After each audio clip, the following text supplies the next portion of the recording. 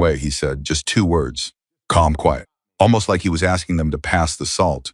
But every single person inside that bar went completely still, because something in his voice, something ancient and certain, told them that if those men didn't walk out that door right now, they were never going to walk out at all. And he was. If you're new here, hit that subscribe button and follow this story all the way to the end, because I promise you, you have never heard anything like this before. A comment and tell me what city you're watching from. I want to see how far this story can travel. Now let's get into it. There's a specific kind of silence that belongs only to Montana. Not the peaceful silence of a Sunday morning, not the comfortable silence of a house where everyone is sleeping safely. This was a different kind of silence. The kind that stretches across open land like a warning. The kind that reminds you how far you are from everything. How far you are from help. How far from anyone who might hear you scream. That silence lived along Route 12, where the road bent north through the foothills, and the wind came down from the mountains, carrying nothing but cold air and the smell of pine and diesel fuel. Most people drove through that stretch of highway without ever stopping. There was nothing out there worth stopping for, or so they thought. Most people were wrong, because sitting just off the shoulder of that highway, a gravel lot full of potholes and a hand-painted sign that had been weathered down to almost nothing, was a building that had been standing in some form or another since 1962, the Broken Spur Roadhouse. It wasn't much to look at. The outside wood had gone gray from decades of Montana winters. The neon beer signs in the window buzzed and flickered at random. The parking lot gravel needed replacing every spring, and every spring the owner told himself he'd get around to it. He never did. The picnic tables out front leaned at angles that suggested they were tired of being picnic tables and were slowly trying to become something else. Inside the Broken Spur, it was something completely different. Not beautiful, not fancy, but alive in the way that only certain places get to be alive, places that have absorbed decades of human experience into their walls and their floors and their wooden countertops. Places where enough real things have happened that the building itself seems to carry a kind of weight. Dalton had owned the place for 31 years. He was 67 years old, and he moved the way 67 feels when he was spent 3 decades hauling kegs and fixing plumbing and staying up until 2 in the morning to make sure everybody got home safe. He had the thick, capable hands of a man who knew how to build things and fix things and hold things together through sheer stubbornness. His hair had gone completely white sometime in his late 50s, and he had decided he liked it that way. It suited him. Frank had raised 2 kids inside that building, married a wife, and kept going. He had survived 3 economic recessions and 1 near bankruptcy and a fire in the kitchen that took out the back wall and 6 months of savings. He had kept the lights on through all of it. He was not the kind of man who quit. And the Roadhouse was not just a business to him. It was what he had left. It was his proof of something. He couldn't have told you exactly what something about being here, about still being here, about enduring. He knew every crack in the floor. He knew which bar stool wobbled on cold mornings. He knew that the 3rd tap from the left poured slightly faster than the others, and that if you didn't account for it, you'd overfill the glass. He knew every person who walked through his door by name, and he knew their coffee orders before they sat down, and he knew which ones were having hard weeks, and which ones needed to talk, and which ones just needed someone to be quiet next to them for an hour. That was Frank Dalton. And then there was Cole. Cole Harrison had been working behind the bar of the Broken Spur for 22 months when everything changed, had hired him on almost instinct. The man had walked in on a Tuesday afternoon, slow day, dead hour, that gray stretch between the lunch crowd leaving and the early evening regulars arriving, and he had sat down at the bar and ordered black coffee and said he was looking for work, had studied him for a moment. The man was in his early 50s, tall, broad through the shoulders in a way that wasn't gym-built, but life-built, the kind of physicality that comes from years of doing actual things with your body rather than performing exercises for appearance. Ongoing to gray, cut short and practical. His face was calm in the specific way that very few faces are calm. The way a lake is calm on a windless morning, not because nothing is there, but because everything is held very, very still beneath the surface. He had looked Frank in the eyes when he spoke, and he had not looked away. Experience? Frank had asked. Some, Cole said. Had almost laughed. Some. As if the man was understating something enormous, and the understatement itself was a kind of courtesy. From around here. No. Where from? Pause. Not the pause of someone hiding something, or maybe it was, but not in a guilty way. More like the pause of someone choosing how much to say. Different places, Cole said. I traveled around a lot. You in any trouble? Cole met his eyes again, steady and direct. Not anymore. Frank had hired him that afternoon. He never quite knew why he trusted that answer. Not anymore. It was an answer that contained a history he hadn't asked to hear, and Frank was a man who respected the idea that some histories weren't meant to be shared all at once. He had his own parts of his past he kept folded away. He understood the need for that. What he did know was that within the first week, Cole Harrison had proved himself to be the best employee the Broken Spur had ever seen. Not flashy, not the kind of bartender who told jokes and did tricks and turned every customer interaction into a performance. Cole was the opposite. He was present, completely, utterly present, in a way that very few people ever managed to be. When someone sat down at his end of the bar, he gave them his full attention. Not part of it, all of it. He remembered their names after the first time. He remembered what they drank. He remembered the things they said in passing, the things they thought nobody was really listening to, and he filed those things away and asked about them the next time. He fixed things without being asked. A loose hinge on the supply room door fixed. A leak under the second sink fixed. The sound system that had been cutting out randomly for 3 years fixed on a slow Wednesday afternoon when Cole had apparently spent 2 hours tracing the wiring until he found a loose connection nobody had ever thought to check. He never talked about himself. That was the thing people noticed. When customers asked where he was from, he deflected easily and naturally, turning the conversation back to them with a skill so smooth you almost didn't notice it had happened. When Emily, the waitress, who had been working the Broken Spur since she was 19 and was now working her way through an online business degree, had asked him once, half joking, whether he was in witness protection, he had smiled and said something like that, and the smile was warm enough that you couldn't quite tell if he was kidding.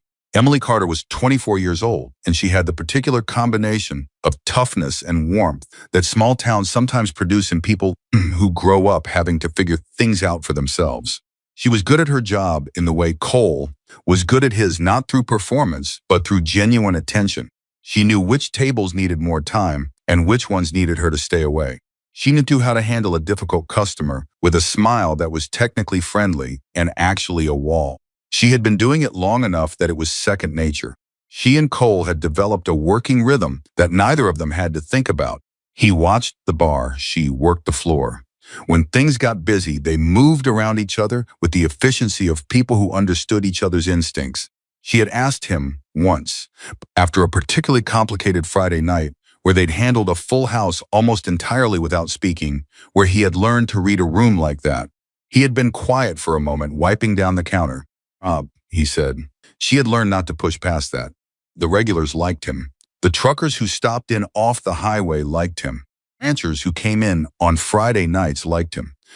He didn't say much, but what he said landed. He didn't laugh easily, but when something genuinely struck him as funny, the laugh was real and sudden, and it surprised people in a good way. The kind of man whose presence made a room feel more secure, something about him communicated, without words or effort, that while Cole Harrison was in the building, certain things were simply not going to happen. Nobody talked about it directly. Nobody said, I feel safer when Cole is here. They just noticed, on the rare evenings he had off, that things felt slightly looser, slightly less settled, like a particular kind of gravity had been removed. And none of them, not Frank, not Emily, not any of the regulars knew why. Scars on his hands, long healed, faded to silver but present. The kind of scars that have a history. They noticed the way he always positioned himself so that his back was never fully to the door. Dramatically, not obviously, but always. Every time, anything. They noticed that his eyes, those steady gray-blue eyes, did something the moment a new person walked through the door. Complete rapid scan, entry points, potential threats, exits. It lasted maybe 2 seconds, and then it was over, and his face returned to its default expression of calm attention. But it happened every single time. Some people have a past that stays in the past. Cole Harrison had a past that had simply agreed for a while to wait. What Frank Dalton did not know, what none of them knew, was that the man behind their bar had spent 25 years as one of the most respected and feared members of the Hells Angels motorcycle club. Not feared in the way that word gets thrown around casually. Not feared because of reputation or appearance or the look of him on a motorcycle. Was feared in the way that earned respect sometimes produces fear as a side effect because Cole Harrison had spent a quarter century doing things that needed doing in situations where most people would have folded, and he had done them with a steadiness and capability that had become something close to legend within a world that did not hand out legends easily. He had never wanted that. He had not joined the club looking for power or recognition or a title to carry. He had joined because he believed in something, believed in loyalty, believed in the idea that some people needed to be protected by people capable of protecting them, believed in a code that said you stood by your brothers and you stood between the innocent and the people who preyed on them. He had been good at it, terrifyingly good at it. The kind of good that gets noticed and then gets talked about and eventually gets turned into something larger than the original truth, which was simply that Cole Harrison was a man with an extraordinary combination of physical capability, tactical intelligence, and complete emotional control under pressure. He had never lost his head. That was the thing. In 25 years of situations where losing your head was the easiest and most understandable thing in the world to do, Cole Harrison had never once lost his. But the years accumulated, and what you carry long enough starts to leave marks not just on your hands, but somewhere deeper. The things he had done in service of protection had sometimes required him to stand very close to darkness, and standing close to darkness long enough changes you in ways you don't always notice until you step back into the light and see your own shadow and realize it has a different shape than it used to. 7 years ago, Cole had walked away. He had done it the right way, with respect, with proper process, with conversations that needed to be had and were had. He had not run. He had not broken faith. He had simply said at a moment when he was being listened to that he was done, that he wanted something else, that whatever he had contributed was now given, and he needed to go find out who he was when he wasn't the man they knew him as. There had been respect for that, not happiness. Nobody cheered when someone like Cole decided to leave. Respect. And so he had drifted. For a couple of years, he had moved from place to place, taking jobs that paid cash and required skill with his hands and didn't ask too many questions. He had ended up in Montana almost by accident. He'd been driving north just because north had seemed like the right direction that week, and he had pulled off the highway because the coffee light on his dashboard had been on for 200 miles, and his body had been insisting on caffeine for about the last 50. He had walked into the Broken Spur Roadhouse. He had ordered black coffee, and Frank Dalton had looked at him with those steady old eyes and said, "You looking for work?" And Cole had said yes before. He'd fully decided to say yes, and that had been that. 2 years, 22 months of early mornings and late nights, and the particular pleasure of a life made simple. The pleasure of problems that could be fixed with a wrench or a mop or a conversation. Something straightforward, in exchange for something straightforward. The pleasure of no one needing anything from him that cost him any part of himself. He had started to believe genuinely, carefully, like a man testing thin ice, that maybe this was something he could keep, that maybe quiet lasted. He was wrong. A Wednesday afternoon, when the 4 men walked in, not unusual for strangers to come through. The Broken Spur sat on a trucking route, and unfamiliar faces were common enough that Frank and Emily had long since stopped marking them as anything notable. You got all kinds out here. You got tired long haulers and seasonal ranch workers and lost tourists and people who were just passing through and needed somewhere to eat lunch that wasn't a gas station. So when the bell above the door rang at about 2:30 in the afternoon and 4 men came in, nobody's posture changed. The place had maybe 8 people in it, a couple of regulars at the bar nursing early beers, 2 guys from a nearby ranch splitting a late lunch at a corner table, and Emily refilling coffee, restocking from the supply room. Cole was behind the bar. He had been cleaning glasses. He continued cleaning glasses, but the scan happened. Automatic, instant, complete. 4 men, 25 to 35 years old. Not from around here. 3 of them fanned out slightly as they came through the door. Not the natural spreading of people deciding where to sit, but the practice spreading of people who do not want to be crowded together. The 4th walked point. Expensive boots that were kept clean in a way that made no sense for this part of Montana, where clean boots lasted about as long as the parking lot allowed. Clothes that said money but worn, in a way that said it was money meant to be seen. The one walking in front had the particular posture of a man who had decided some time ago that being in charge of a room was simply a thing he was entitled to. And the three behind him walked in a way that confirmed that belief back to him. Cole set down the glass he was holding, picked up another, kept his eyes moving normally, casually, in the way that made it look like he wasn't tracking anything at all. The leader came to the bar. He sat down on a stool with the leisureliness of someone who was not interested in the menu or the beer or anything the Broken Spur was actually selling. He was good-looking in an aggressive way, sharp features, thick dark hair, and his early 30s, dark eyes that scanned the room in a manner completely unlike Cole's scan. Cole scanned for threat and exit. This man scanned for weakness. Who would fold and who wouldn't? Bartender, he said, turned to face him. What can I get you? Just water for now. A brief pause, the kind that's meant to signal that the real conversation is about to begin. Dalton around? Something in Cole's chest went still. He kept his face neutral. Might be. You know Frank? Not yet. The man smiled. It didn't reach anywhere near his eyes. Derek Voss. I've got some business I'd like to discuss with him. Frank came out from the supply room 20 minutes later. He came through the swinging door carrying a case of glasses, wrapped in brown paper. He saw the four men arranged through his bar, the leader at the counter, two of the others positioned near the door, the youngest sitting at a table watching the room. He stopped, just for a fraction of a second, a professional fraction of a second, the kind you get from 31 years of keeping the peace in a room. Then he continued forward and set the glasses down carefully behind the bar. Dalton, Derek Voss said, that's me. Great. Derek's smile came back easy and cold. He was. Why don't we get a table? I'd like to talk to you about something I think is going to be very good for your business. Frank, who had survived everything, who had rebuilt his kitchen after a fire and kept his doors open through 3 recessions. Frank looked at the 4 men spread through his roadhouse and understood exactly what kind of conversation he was about to have. That Cole was behind the bar still, cleaning a glass. Their eyes met for perhaps 1 second. Frank said, let's sit down. Voss laid it out the way men like him always do, with the vocabulary of business, the language of partnership, the friendly framing of a proposition that isn't a proposition at all. He talked about protection, about how the area around Route 12 had been seeing increased activity, his word, from elements that a business like the Broken Spur couldn't be expected to handle on its own. He talked about the value of having people looking out for you, people with reach, people with resources. Frank listened, as he was. He had known what was coming from the moment he saw them, and knowing it didn't make it easier. What kind of number are we talking about? Frank said. Told him. The number was not possible. Not for the Broken Spur. Not for a business that operated on margins as thin as the ones Frank operated on. Frank knew his books the way Cole knew the bar completely, without having to think about it. He what came in and what went out, and he knew that the number Derek Voss had just said would make the column that went out larger than the column that came in. I can't do that, Frank said. Derek's expression didn't change. I really think you can. No, Frank's voice was steady.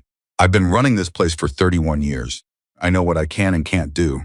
What you're asking is more than I make. Then maybe you need to make more. Derek leaned forward slightly. Maybe the issue is how you're running things. I've got ideas about how a place like this could generate a lot more revenue. I'm not interested in your ideas, Frank said.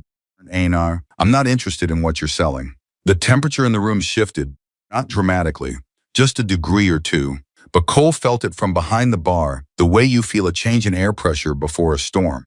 Quiet for a moment. When he spoke again, the friendly framing was gone, he said, and the name came out with a flatness that was its own kind of threat.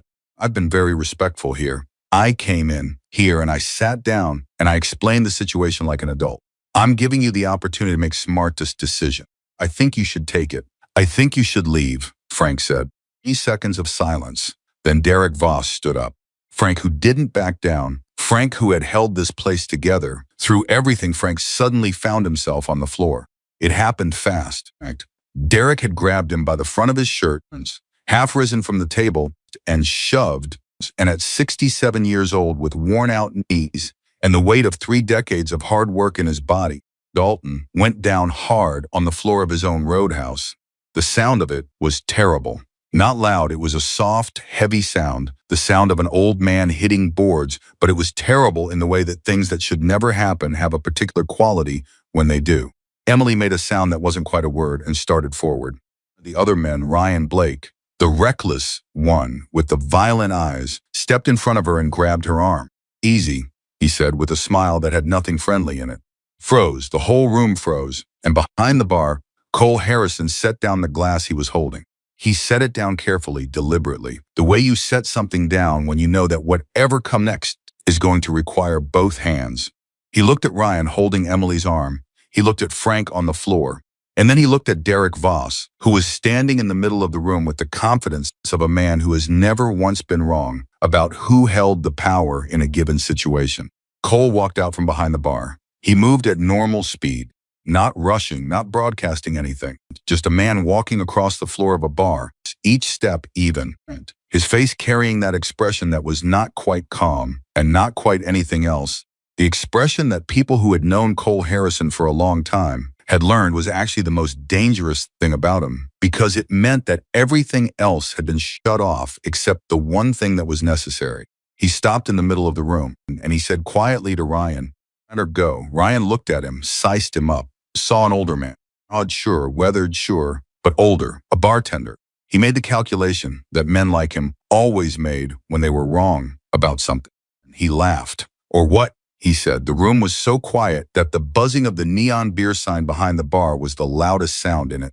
The Cole said, "Or this stops being a conversation." Derek Voss turned. He hadn't paid much attention to the bartender. Up to this point, he had cataloged him in the first pass as non-threat background furniture, and now he gave him a proper look for the first time. "Pal," Derek said, "I'd sit back down if I were you." "Not me," Cole said. It was such a simple response. Such a quiet, matter-of-fact, completely untheatrical statement. But something about it caused one of the men near the door, Mason, the big one, the one who had been leaning against the wall with his arms crossed in the posture of a man who expected this to resolve itself quickly, to shift his weight, just slightly, just enough, because something in the room had changed. Something in Cole's presence had declared itself, and it was the kind of declaration that the part of a person's nervous system that is older than conscious thought recognized before the conscious mind got there. "You need to walk back behind that bar," Derek said, "and you need to pour yourself a drink and stay on things that don't concern you." Cole's eyes moved to Frank on the floor, then to Emily, her arm still gripped, then back to Derek. "Frank Dalton built this place," Cole said, "is trying to build something of her own. You walked in here and decided what they built was yours to take." A pause. "Concerns me." Derek's jaw tightened. "Last chance," Cole said. Something happened in his face, something very small, almost invisible, but it changed the entire quality of what he was communicating. His eyes got a degree quieter, a degree cooler, like something that had been standing very close to the surface had just taken one step back to make room. Turn away. Ryan let go of Emily's arm, not because he meant to.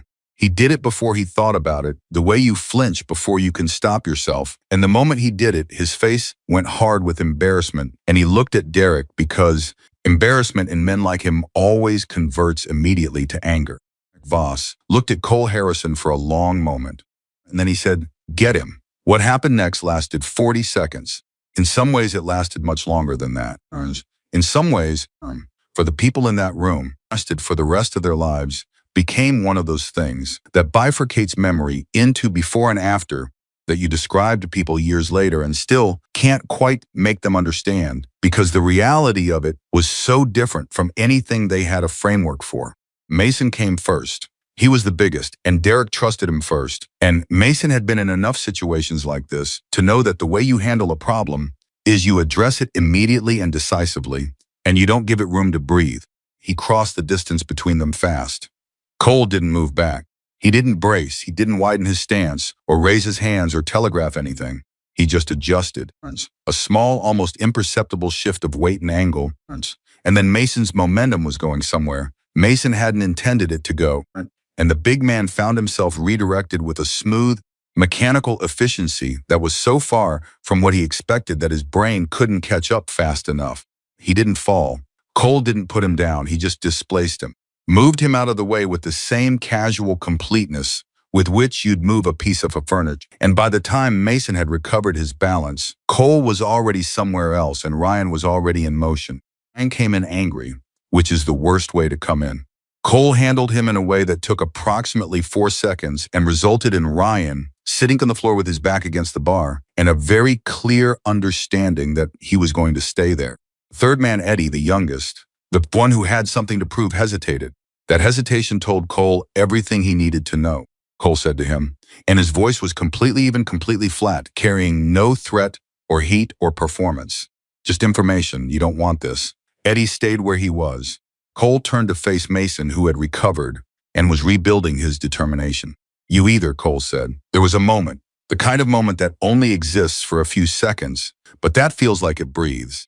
And then Cole's shirt, the plain dark flannel he wore every shift, worn thin at the cuffs from 2 years of bar work, had caught on something during the struggle and torn along the shoulder, and the tear had pulled it down enough that tattoo on his upper arm was visible.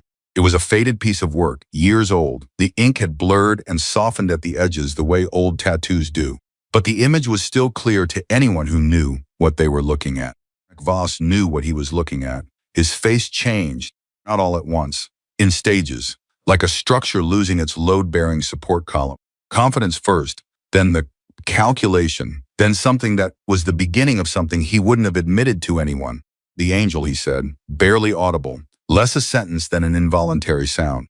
Mason was looking at the tattoo too. He had taken a step backward. It wasn't just the tattoo, because below the Hells Angels insignia, in work that was older, still so old, the edges had nearly dissolved into the skin, was a second mark. Smaller, more specific, the kind of thing that only meant something if you knew the particular history it represented. Knew. Cole watched him figure it out, watched it land. And Derek said, it wasn't a question. Cole said nothing. Cole Harrison, Derek said, and his voice had gone thin in a way that had nothing to do with the volume. I thought you were done, Cole said. I am done. I have been done for a long time. He looked at Derek with something that wasn't anger. Anger would have been easier, more familiar. It was instead a kind of patient, weary certainty, the expression of a man who has seen through every version of the scene playing out in front of him and knows exactly how each one ends. But being done doesn't mean I'm not still the same person. Cole Harrison, Mason said from somewhere to the left. He said it the way you say the name of something you've been told exists but didn't quite believe until you saw evidence. Voss had walked into the Broken Spur Roadhouse looking for a 67-year-old bar owner who would fold under pressure. He had found something else entirely. He had found the man whose name, in certain circles, in certain conversations, was still spoken with a very particular kind of weight. The man who had earned that weight over 25 years of being what was needed in exactly the moments when that need was most extreme. The man who, even having been gone for years, still existed in the collective memory of everyone who operated in the world. Derek Voss operated in as a kind of fixed point, a thing that was real. Cole looked at Derek. You have a way out of this room, he said. Take it. And the 4 men who had walked into the Broken Spur Roadhouse 2 hours earlier, with complete confidence, walked out of it without a word. The bell above the door rang behind them. The room was quiet, was sitting up against the side of a table, and Emily was beside him, and both of them were looking at Cole in the particular way that people look at someone when they realize, all at once, that they did not know them at all. Cole walked back behind the bar. He picked up the glass he had set down. He began cleaning it. You okay, Frank? He said. Frank's voice, when it came, was slightly unsteady. Yeah, Cole, what the hell? You should put some ice on your elbow, Cole said. You landed hard on your left side. Emily said, who are you? Cole set the glass on the shelf, reached for another. A long moment, he was quiet. Then he said, someone trying to be different from who I used to be. He looked at the door. Outside, the sound of an engine starting, then fading down Route 12 toward whatever came next. Cole knew better than to think that was the end. Men like Derek Voss didn't stop. Grouped, they reported. And whoever they reported to, whoever was at the top of whatever structure had sent 4 men out to collect money from roadside bars on Montana highways, that person was not going to receive the news that Cole Harrison had intervened and let it rest. He kept that knowledge quiet inside himself. He kept cleaning glasses. Outside, the Montana wind moved across the highway, and the sign above the parking lot creaked, and the empty afternoon settled back into its silence. But the quiet had changed now. It was the different kind of quiet, the kind that comes before. Cole didn't sleep that night, not because he couldn't. He had trained himself over 25 years of situations where sleep was a luxury that had to be taken in fragments to rest whenever conditions allowed. He could sleep in a chair. He could sleep in a moving vehicle. He could sleep with noise and light and uncertainty pressing on all sides and wake up sharp the moment he needed to be sharp. But that night he lay on the cot in the small room Frank had given him at the back of the property and stared at the ceiling and made himself think through what had just happened with complete honesty. Because the honest version was not comfortable. Derek Voss and his men had left. That was true, but leaving and being gone were two completely different things. And Cole had spent enough years in a world where those distinctions mattered enormously to make no mistake about it now. 4 men had walked into the Broken Spur looking for an easy collection. They had walked out without the money, without their dignity, and with the knowledge that the bartender behind the bar was Cole Harrison. Information was going somewhere. The question was where. He turned it over in his mind the way he used to turn over tactical problems slowly, from every angle, not returning toward a conclusion, because conclusions reached too fast were usually the wrong ones. Voss was not the top of this. Nobody was the top of anything walked into a roadside bar personally to negotiate the first payment. Frank was a collector, a mid-level enforcer, the kind of man who ran a territory for someone larger. That someone larger had a name, and that name was connected to a structure, and that structure had reach that extended beyond 4 men and a highway bar in rural Montana. Cole needed to know whose name was at the top. He sat up at 3 in the morning, swung his legs off the cot, and sat in the dark for a long time thinking about that. The ceiling gave him nothing useful. The dark gave him nothing useful. He had was what he had always had, the ability to be patient with uncertainty while still moving, to acknowledge what he didn't know without letting it freeze him. He knew a few things. He knew Derek Voss had recognized his tattoo. He knew the recognition had produced fear, not calculation, which meant Derek wasn't someone who had a plan for Cole Harrison, which meant whoever sent Derek also probably hadn't planned for this particular complication. That was good. Unprepared people made decisions faster than prepared ones, and fast decisions were usually bad ones, which created openings. He also knew that whatever organization was moving through these small Montana towns collecting protection money was big enough and organized enough to be doing it systematically. Took infrastructure. Infrastructure meant there was a central point, a headquarters of some kind, a person making decisions and directing resources. Cole needed to know who that person was before that person had time to make decisions about him. He got up, got dressed, went behind the bar, because the bar was where he thought most clearly, the repetition of familiar tasks, freeing the part of his mind that needed to work. He made coffee, real coffee, the kind Frank kept in the back for early mornings, strong enough to hold a spoon upright, and he stood behind the counter in his own bar in the dark, and he drank it, and he thought, at 4:30 he had a name, not from certainty, from pattern. The way certain criminal organizations moved through rural territories, from what he knew about who had been expanding operations in the northern mountain states in the years before he stepped away. There was only one name that fit the size of what he was looking at, only one organization that had the resources and the structure to be running systematic collection across highways in this part of Montana. Victor Kane. The name surfaced in his memory the way names do when you have spent years carefully not thinking about them all at once, fully formed, carrying everything attached to it. Victor Kane was not a man Cole had dealt with directly in his years with the club, but he was a man Cole knew about, a man whose name had come up in conversations over the years with the weight of someone who needed to be respected and avoided in equal measure. Victor Kane had built his empire on exactly this model: slow expansion through rural areas, buying compliance with the threat of force, keeping his own hands clean while his people did the collecting. He was dangerous not because he was violent. He was dangerous because he was patient, and because he was smart, and because he had spent 20 years making sure that by the time people understood what was happening to them, it was already too late. Cole set down his coffee cup. If it was Kane, and he was increasingly sure it was Kane, then Derek Voss reporting back wasn't just a problem.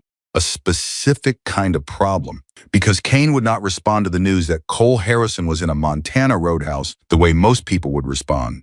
He wouldn't be stopped by it. He might, in fact, be energized by it, because men like Victor Kane did not look at obstacles the way ordinary people looked at obstacles. They looked at them as tests, as opportunities to demonstrate that they could not be deterred.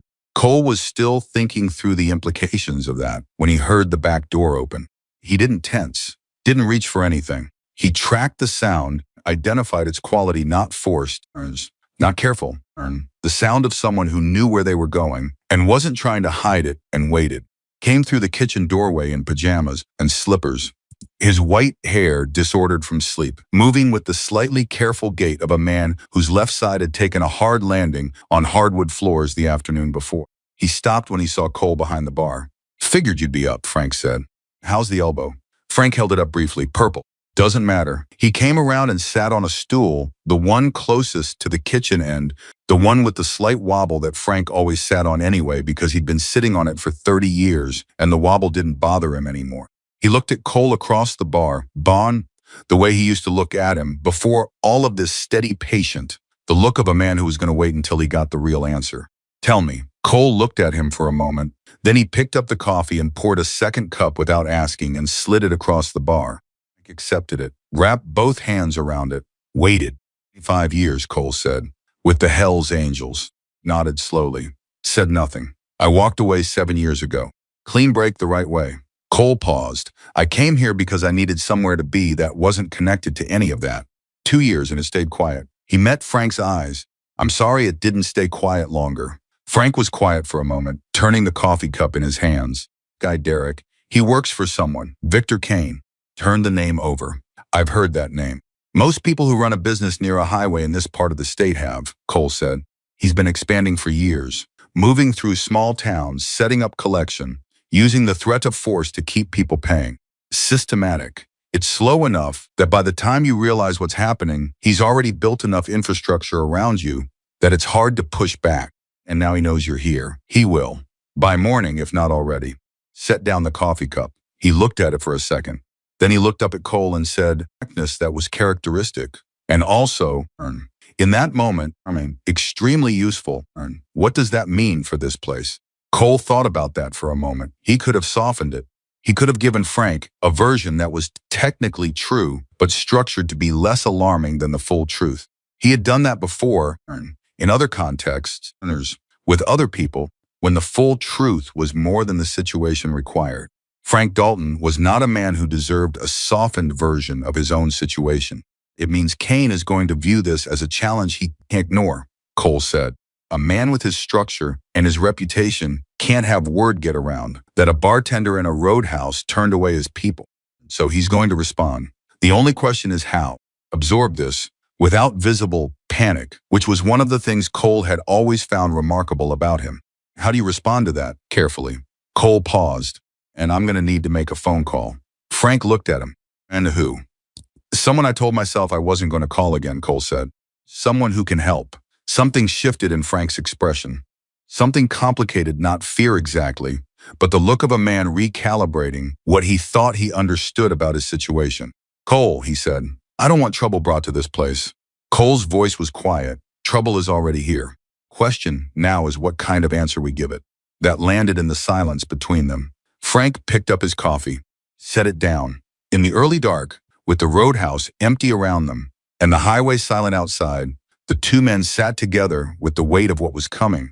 "Do what you have to do," Frank said finally. "But I want to know everything." Cole nodded. "Everything," he agreed. He meant it. Lee arrived at 7. She came through the front door the way she always did, a little early, hair still damp from the shower, a travel mug of her own coffee in one hand, because she'd discovered early in her career at the Broken Spur that the first pot of the morning was always Frank's, and you had to be fast or go without, and she had decided she was not someone who went without coffee. She stopped inside the door when she saw Cole standing at the end of the bar. Because his being there was unusual, Cole was always there early. Because of the way he was standing, the posture. She had learned to read Cole's posture over 22 months of working alongside him, and the posture she was looking at now was different from any version she had seen before. Stiller, more deliberate, like a structure that had been reinforced overnight. "You didn't go home," she said. "No." She walked to the bar, set down her coffee, and leaned against the counter the way she did when she was settling in for something. "Are you going to tell me what's happening? Or are you going to do that thing where you say something vague and then change the subject?" Cole looked at her. Something almost like a smile crossed his face, brief, real, the kind that surprised people. Emily. Cole, what happened yesterday doesn't end yesterday. You should know that. She met his gaze without flinching. I figured. Those men don't look like the kind of people who take no for an answer. They don't work for themselves. They work for someone bigger. And that he paused, choosing. That person is going to find out what happened here. And then he's going to decide what to do about it. Emily was quiet for a moment. Then what does he decide usually? Usually he escalates. She absorbed this. She was 24 years old, and she was working her way through a business degree, one class at a time, and she had grown up in a town where hard things happened to people who couldn't prevent them, and she was not, at her core, a person who fell apart in front of hard things. Okay, she said, so what do we do? Cole looked at her. In 22 months, through everything, he had never stopped being slightly surprised by Emily Carter. You should know something about me, he said. I'm starting to figure it out. All of it. He looked at her steadily. What I did before I came here, the life I had before this bar, it was not a quiet life. Spent 25 years with people who solved problems the way these men are trying to solve their problems. Force. With the threat of force. The difference was the reason. Emily was listening, completely, fully, in the way she always listened when something mattered. I left that life because I wanted something different. Stopped, started again, something that didn't cost as much. He paused. But I still know how it works. I still know the language. And if what's coming is what I think it is, I'm going to have to speak some of that language again. Emily was quiet for a long moment. Then she said, is Frank okay with that? Cole allowed the surprise to show briefly. You're not asking if I'm okay with it. You already made your decision, she said. I can see it. I'm asking about Frank because it's his bar. Cole exhaled. Something in it that wasn't quite a laugh, but lived near one. He said, do what needs to be done. Then do it, Emily said. She picked up her coffee. I'm not going anywhere. He looked at her for another second. Then he picked up the phone. The number he dialed was one he carried in his head, and not in any phone. He had never put it anywhere that could be found, never written it down, kept it only in the part of his memory he reserved for things that mattered. 11 digits. He hadn't dialed it in 7 years. Rang 3 times. Cole, the voice that answered, was rough and warm and carried the particular quality of a man who had been awake for hours but had no interest in announcing it. Cole said, a pause. Hell of a morning to call. You know why I'm calling. Another pause. Longer. Cole could hear the quality of the silence on the other end, the thinking silence, the assessing silence, silence of someone who understood that a call from Cole Harrison after 7 years of nothing was not a casual thing and was deciding how to enter what came next. I heard something, Reese said. Word travels. Cole had known it would. That was one of the unchanging features of the world he had left. Information moved fast, particularly information that was surprising, and a Hells Angels enforcer of Cole's reputations, appearing in a rural Montana bar and disabling 4 of Victor Kane's collection men was the kind of information that would not stay local. Victor Kane, Cole said. Yeah. Reese's voice went a degree flatter. That's what I heard. Is it his operation? Cole, everything between here and the Canadian border is Kane's operation now. And building it for 6 years. You've been gone a while. A pause. He's bigger than you remember. Cole absorbed this. Roadhouse. The people here, they're not connected to anything. They're just people who built something and don't deserve to have it taken. I know. Reese paused. I knew Frank Dalton had a new bartender that nobody knew much about. I didn't put it together until about an hour ago. He's 67 years old, Reese. He built that place over 30 years. Working there, she's 24, and she's trying to build a life. I've been watching both of them for 2 years, and they're good people in the exact way that good means something. Silence on the line. Cole, I know what I'm asking. Reese's voice shifted, not harder, just more present. Waited because you left clean. You did it right, and everyone respected it, and you disappeared, and that was supposed to be permanent. You call now and say Kane's name and ask me to bring brothers into a situation that's not a small ask. That's not something you do once and walk away from again. Cole didn't answer immediately. He looked at the bar. At the counter he had cleaned every night for 22 months. At the shelves of glasses he had arranged and rearranged and kept in order. Stools where regulars sat and told him things they didn't tell anyone else, and where Frank sat with his coffee in the morning, and where Emily stood and gave him that particular look when she was deciding whether to push him on something. He said, I know what I'm asking. The line was quiet for a moment. Then Reese said, we're coming. Cole said, I don't want a war. I want them to understand this place isn't available. I know the difference, Reese said. So do the brothers. I'll bring. A brief pause. Kane's not going to send Derek Voss back. You know that, right? Next time he sends something bigger, then we'd better be there first. Cole said nothing. He didn't need to. Tonight, Reese said. Don't go anywhere. The line went dead. Cole set the phone down on the bar. Emily was watching him from the far end of the counter. She had heard enough to understand the shape of it, even if she hadn't caught every word. Help is coming, she said. Tonight. She nodded once, slowly. Then I should call the morning regulars. Tell them we're closed today. Cole looked at her. Why? He was. Because whatever is going to happen, it should happen with fewer civilians in the building. She looked back at him with the expression of someone who has made a practical decision and is finished being argued with about it. I grew up on a ranch, Cole. I know what it looks like when you're getting ready for something. Cole held her gaze for a moment. Then he said, yeah. The morning passed in a particular kind of quiet that was nothing like the usual quiet of a slow day. It was the quiet of preparation of two people, and one old man moving through a familiar space with the knowledge that the familiar space was about to become something else, at least for a while, and attending to the things that needed attending to before that happened. Restocked the bar, not because he expected to be serving customers, but because restocking was what he did, and doing it gave him something to do with his hands.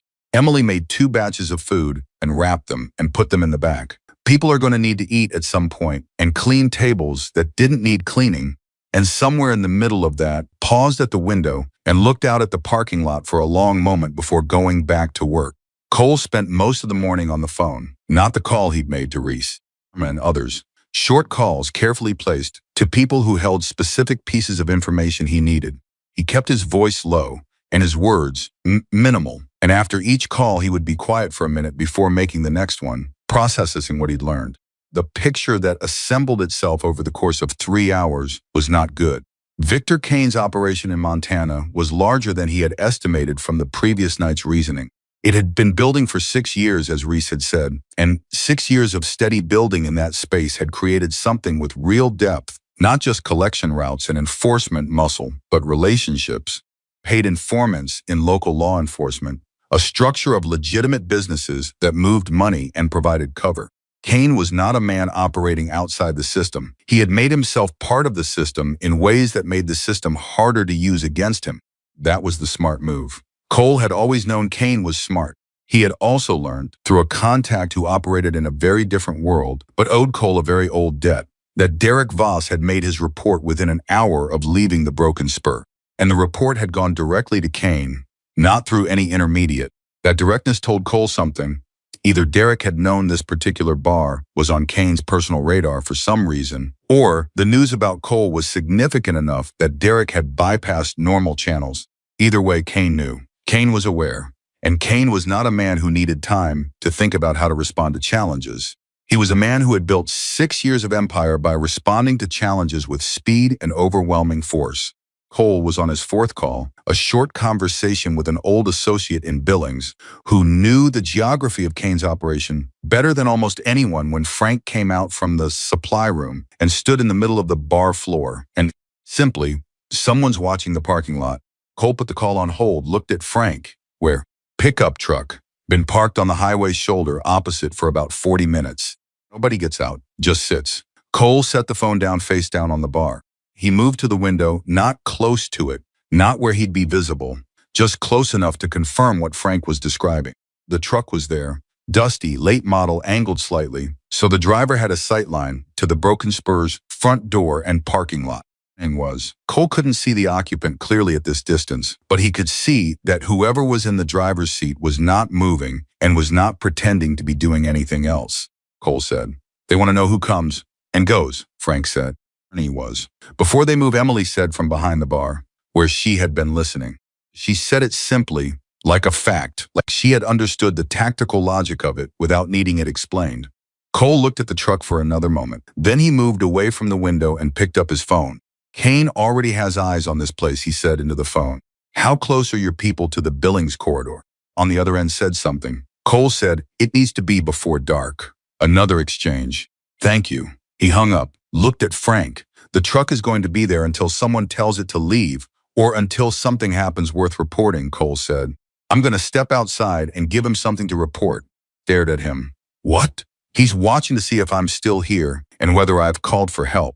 If I walk outside and act like an ordinary Tuesday, he reports back that the situation is static.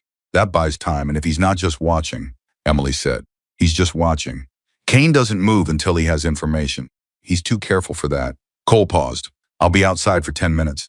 I'll come back in. Frank grabbed his arm as he turned. Frank's grip was the grip of a 67-year-old man with a bruised elbow, which was not impressive by objective measure. Cole stopped. You told me everything, Frank said. I did. Tell me this. Whatever is coming tonight, are we going to make it through? Cole looked at the old man, at the white hair and the capable hands and the 31 years of holding something together against everything. Yes, Cole said.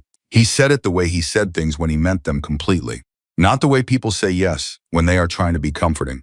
The way you say yes when you have run the calculation and arrived at a conclusion you're prepared to defend. Grip loosened. He nodded. Cole walked to the door, opened it, stepped outside into the Montana afternoon, moving at his ordinary pace, unhurried, purseful, sat up the walk of a bartender who had some maintenance task to attend to, and crossed the parking lot to check the gravel near the road, the way you'd check it before calling someone to fill in the worst of the potholes. He spent 8 minutes doing this, visible, unhurried, giving the man in the truck exactly the image of normalcy he needed to see. When he came back inside, he glanced at the window. The truck was still there. Reporting. Cole went back behind the bar. By 2 in the afternoon, he had pieced together enough about Kane's operation to know one more thing that he hadn't known that morning, and it was the thing that changed the weight of everything else he knew. The contact in Billings, in his final communication, had mentioned something almost in passing, a detail about a meeting Kane had personally attended 3 months ago with representatives from 2 other organizations, a meeting where Kane had reportedly laid out a consolidation strategy for the Northern Mountain Territory that would, if executed, make his operation effectively unassailable by anyone operating at the local level. 3 months ago, the Broken Spur was on Route 12. 12 was a primary corridor in the territory Kane had described. This wasn't about one roadhouse. It wasn't even about Frank Dalton's money. The Broken Spur had been identified months ago as part of a network of businesses that Kane intended to absorb into his operation, not destroy, but absorb, convert into nodes in his supply chain, use as legitimate fronts. The protection payment was the first step. Compliance was the second. After compliance came dependency, and after dependency, there was no more line between your business and his. Cole sat with this for a moment. Then he looked at Frank, who was sitting at the bar reading something on his phone, with the reading glasses he always pretended he didn't need, he said. Frank looked up. This was never just about the money, Cole said. I'm going to take this place. Not burn it. Take it. Turn it into something that belongs to Kane's operation. The payment was the way they get your compliance. Once you're compliant, once you're dependent. He stopped, took off the reading glasses. His face was still. They were going to own the Broken Spur, he said. They were going to own you, Cole said. The place was the means.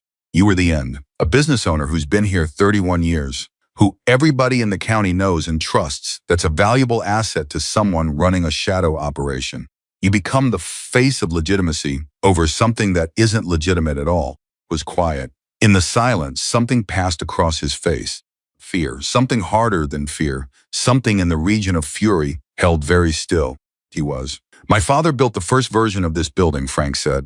His voice was low and even. With his own hands. We didn't have the money for contractors, so he and his brother put up every beam themselves. I have photographs. I used to show them to my kids. He stopped. Nobody is going to make this place into something it isn't. Cole held his gaze. No, he said, they're not. Outside, the sun had moved. The light through the windows had gone from afternoon white to the first edge of gold. That meant evening was a few hours away. Somewhere on the roads leading north through Montana, the sound of motorcycles was getting closer. Cole could almost hear it. Maybe he actually could. Maybe it was memory and anticipation rather than sound. But something in his body recognized what was coming the way your body recognizes things before your mind catches up, and he stood behind the bar of the Broken Spur Roadhouse and felt, for the first time in 7 years, a particular sensation of standing in a place where what he was and what was needed were exactly the same thing. He had left that life. He had meant to leave it permanently. But there was a difference. He was understanding now, understanding it in a way that was more complete than he had understood it before, between leaving a world and being able to leave what that world had made you. The skills didn't leave. The instincts didn't leave. The capacity didn't leave. What he had walked away from was the context, the daily application of what he was to situations that were about power and money and dominion. He was standing in now was different. This was Frank's 31 years. This was Emily's future. This was a building held together by stubbornness and loyalty and the refusal to quit, standing on the side of a highway in Montana and trying to keep being itself against something that wanted to consume it. Cole reached under the bar and picked up the phone one more time. He sent a single message to Reese. 3 words, come before dark. Response came back in under 30 seconds. Already here. Cole looked up from the phone. Outside the front windows of the Broken Spur, the light had shifted again. And in that shifting light, coming off the highway and into the gravel lot, was the sound and the shape of the first motorcycle. Another, then more. Frank stood up from his stool. Emily came out from behind the bar, stood in the roadhouse that Frank's father had built with his own hands, and watched as the parking lot outside filled one by one, steady and purposeful, and without theatrics with the people Cole had called. He said very quietly, how many?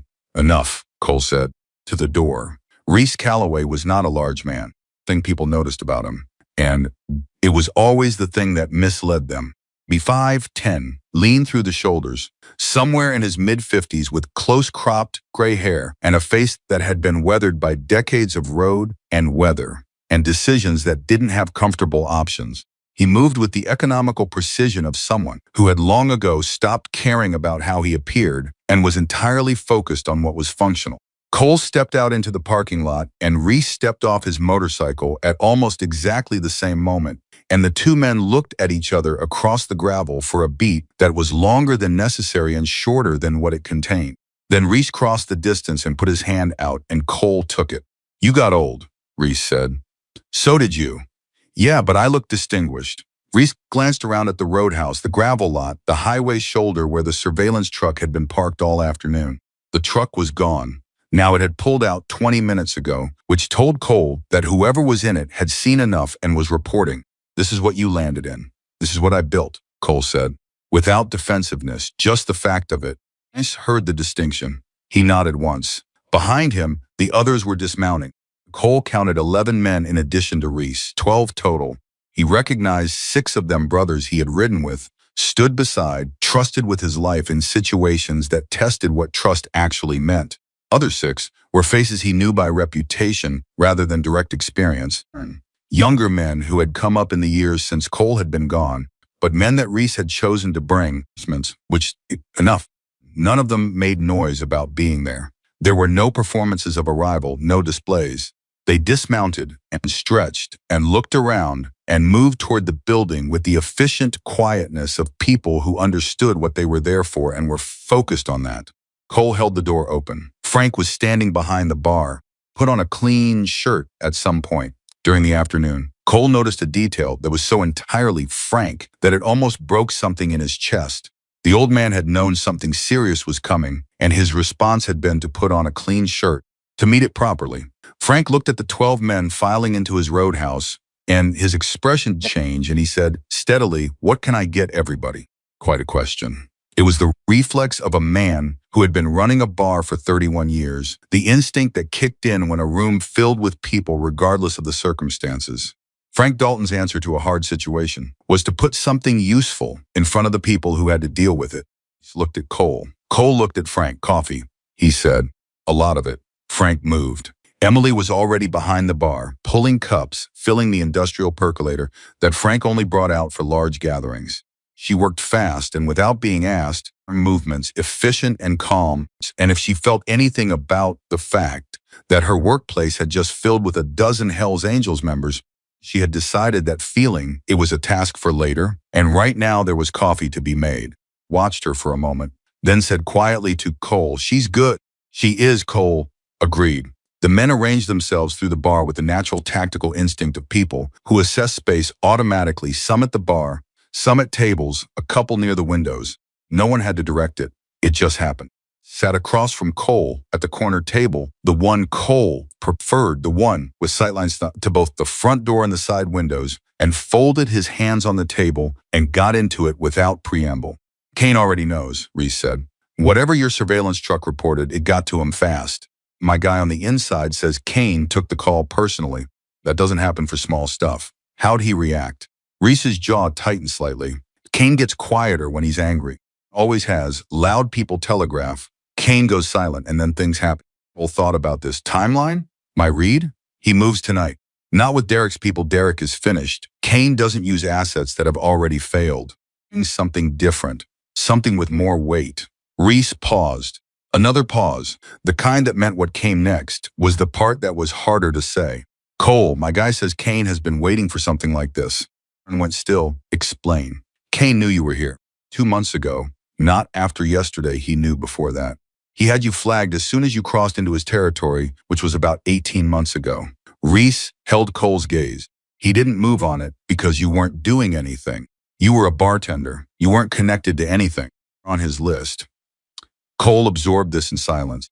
18 months. He had been in Montana for 22 months, and for 18 of those months, he had been known to Victor Kane. The idea of it moved through him strangely, not quite fear, not quite anger, something more fundamental than either. The feeling of having believed you were invisible and discovering the invisibility had been a courtesy rather than a fact.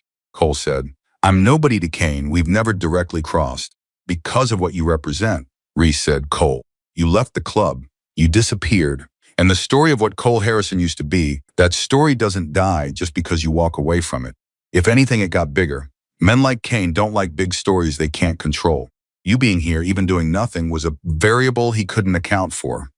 Reese looked at him steadily. Yesterday you stopped being a variable he could ignore. The weight of this settled on Cole fully. He had come to Montana to be no one, to be the man who cleaned glasses and fixed chairs and listened and stayed quiet. And the world he had left had tracked him here anyway, not because he had done anything to attract it, what he used to be, because the reputation he had earned over 25 years was a thing that existed independently of whether he claimed it. He used Derek's collection route as an opportunity, Cole said. Out was already planned. The broken spur was already on the list. But when Derek reported what happened here, Kane saw something. Reason, Reese said. Yeah, he wanted a confrontation.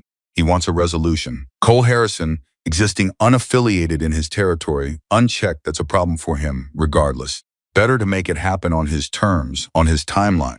Cole leaned back slightly. His jaw worked. His eyes went to the window briefly, then back to Reese. Had come around the end of the bar with a large coffee and set it in front of Cole without interrupting. Just the coffee, placed with the quiet attentiveness of a man who was paying attention to everything and deciding that what Cole needed right now wasn't questions. Cole put his hand briefly on Frank's arm as he turned away. Paused. You need to know something, Cole said. Turned back. He knew I was here before yesterday. 18 months. Cole watched Frank's face. The broken spur was already on his list. This wasn't random. You were going to be approached regardless of whether I was here. Was very still for a moment. So this isn't your fault, Frank said. I'm not saying that. You are, Frank said. You're saying this would have happened anyway. You're telling me because you think you brought this down on Frank's S, something that was unexpectedly the beginning of something like wry recognition. Cole, I've been running a bar on a trucking highway for 31 years. You think I've never had men like that walk through my door before? I looked at him. I handled it before, Frank said. Not as well as you did yesterday, maybe. But this is my business. This has always been my problem. You didn't cause it. At least for a day. He paused. So stop carrying it like it's yours alone. Said nothing. Frank went back behind the bar. Reese, who had heard all of it, said nothing for a moment. Quietly, good man. Yeah, Cole said. Reese pulled out a folded piece of paper and spread it on the table. It was a hand-drawn layout rough, clearly done quickly, but accurate in the way that suggested it had been drawn by someone who had been to this location or had received a detailed description from someone who had. It showed the roadhouse, the parking lot, the highway shoulder, the access road that ran behind the property, and two other positions Cole immediately recognized as tactical advantages: a rise in the land to the northeast that gave line of sight to the front lot, and the tree line along the access road that could cover approach from the back. He comes from two directions minimum, Reese said. Highway approach and the access road. He'll want to have the building bracketed before his main people come to the door. Cole looked at the map. His mind moved through it the way it used to move through these things quickly, completely, identifying relationships between positions and timing and likely decision trees. It's a kind of thinking he hadn't done in 7 years, and it came back with a completeness that was not entirely comfortable. In the place, Cole said. He wants it intact. He's not coming to destroy, he's coming to take, which means his people have orders to end this cleanly. No collateral damage to the asset. Exactly. Reese looked up, which means we have more freedom of movement than he does. He has to be careful with what he sends in. I don't want this to be a fight, Cole said. Reese met his eyes. I know. I want Kane to see that this isn't worth what it costs. That this particular place, this particular situation is not going to resolve the way he has everything else resolving. I want him to make a business decision. Reese was quiet for a moment, asking Kane to make a rational choice. I'm asking Kane to look at his options and find only one of them that doesn't cost him significantly. And if he doesn't, Cole held his gaze, then we deal with what comes. Reese nodded slowly. He looked around the room at his men, at the men drinking Frank's coffee and speaking quietly to each other and doing the particular preparatory things that people do when they are getting ready for something that requires complete presence. Then he looked back at Cole. I need to say something, Reese said, and I need you to hear it. Say it. When you walked away 7 years ago, some people were hurt by that. Angry, hurt. There's a difference. Reese kept his voice level, not accusatory, just honest in the way that long friendship creates the obligation to be honest. And people counted on. And when you were gone, there was a gap where you used to be that took a long time to fill. I'm not saying you were wrong to go. I understood why. I wanted you to know it cost something. The silence between them was not uncomfortable. It was the silence of two men who had been through enough together that they could be silent about hard things without needing to fill the space. Cole said, I know, and I need you to know, Reese continued, that the reason I'm here tonight, the reason all of them are here tonight, it's not obligation. Nobody owes you anything, and nobody came because they felt they had to. He looked at Cole directly. They came because it's you. Because when I made the call and said, Cole Harrison needs us, every single person I called said yes before I finished the sentence. You want to know what your 7 years away cost? That's also what it didn't cost. Cole looked at the table remote. When he looked up, his face was the same as it always was, composed, steady, giving nothing away easily. But something had shifted very slightly in his eyes. Thank you, he said, just that. Reese picked up his coffee. Thank me until this is over. It was 7:43 in the evening when the first sign came. It came from the man Reese had positioned at the Northeast Rise, one of the younger brothers, a quiet, focused man named Garrett, who had spent several years in the military before finding his way to the club and who had the particular quality of stillness that comes from training yourself to notice things before they become events. It sent a text to Reese's phone. Reese read it, showed it to Cole. 4 vehicles, highway approach. Coming in slow. Cole stood up. The room shifted. It was not loud. It was not chaotic. It was the quality shift of people who have been waiting for a specific thing to begin, and now it has begun. And the waiting is over. Everything that replaces waiting is cleaner and more manageable than waiting itself. Said something brief to his people. Positions adjusted. The 2 men nearest the windows moved slightly. 2 others drifted toward the back. Emily had already taken Frank to the supply room. Cole had arranged this an hour earlier, and Emily had agreed without argument, though she had looked at Cole with an expression that said she was going to want a full account of everything afterward, and he had better be prepared to provide it. Cole stood at the front of the bar. He had not put on anything different. He was still wearing the bartender's clothes, dark flannel, worn jeans, work boots. The shirt that had torn during yesterday's confrontation had been replaced with another one that was almost identical. He had the look of a man who had simply not changed, and that was exactly what he intended. Bartender. He was Cole Harrison. Both things were true, and tonight both things were going to matter. The vehicles pulled into the parking lot, not 4-6. 2 more had come in from the access road behind the building, which Reese had anticipated and had already covered.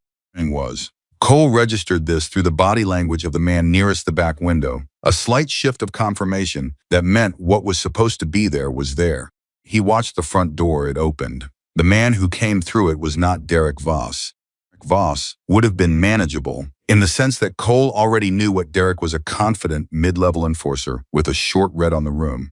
The man who came through the door of the Broken Spur at 7:49 on a Wednesday evening was something considerably different. He was in his late 40s, compact and precise looking, with the kind of face that gave nothing away, not because it was blank, but because it was extremely controlled. He wore a dark jacket that was too clean for rural Montana, and he moved through the door with the careful deliberateness of someone who had been trained to assess a room in the first 3 seconds of entering it. He assessed the room in the first 3 seconds of entering it, and what he found was 12 Angels brothers distributed through the space, and Cole Harrison standing in the middle of it, and his own tactical advantage of 6 vehicles dissolved instantly into the recognition that whoever had sent him had not known about this, and whoever had sent him was going to need to be called. The man stopped. For 1 second, something moved across his face. Fear. Cole didn't think this man did fear in any conventional sense. Like recalculation, like a computer running a different set of variables than the ones it had been given. Then he said calmly, "I'm looking for the owner." "Dalton isn't available," Cole said from behind the bar, and looked at him. "Took a beat, and you are." "Harrison." "Another beat. Longer. I know who you are." "Then you know," Cole said, "that Frank Dalton isn't someone you want to have a conversation with tonight. Because any conversation you have with him, you're having with me first." The man was quiet. He looked around the room, taking in Reese, taking in the others, doing the arithmetic of what he was seeing against what he had been sent here to accomplish. The arithmetic was not producing a favorable result. "I'm going to need to make a call," he said. "Make it," Cole said. The man stepped back toward the door, phone already in hand. He went outside. The door closed behind him. Reese materialized at Cole's shoulder. He said quietly. "Kane," Cole agreed. They waited. 4 minutes. 4 minutes in which the bar was as quiet as Cole had ever heard it. 12 men and a bartender, and the sound of the highway outside, and the buzzing of the neon beer sign, and the particular held quality of air in a space where everyone is paying attention to the same point. Opened again. The man in the dark jacket came back in. He walked to the bar. He set his phone face up on the counter in front of Cole. "He wants to talk to you," he said. Cole looked at the phone. On the screen was a live call, the seconds counting up. He picked it up. "Kane," he said. The voice that came back was not what people expected from a man who had built a criminal empire across the northern mountain states over 6 years. It was measured. It was even. It carried the quality of someone who was always in a room where the temperature was exactly what he had set it to. "Cole Harrison," Victor Kane said. "I've been waiting for this conversation for a while." "I haven't," Cole said, "but here we are." A brief pause. Kane spoke again. Something in his voice had shifted by a degree, not warmer, but less performing. Direct. "You know why I'm calling. You know what my man walked into tonight."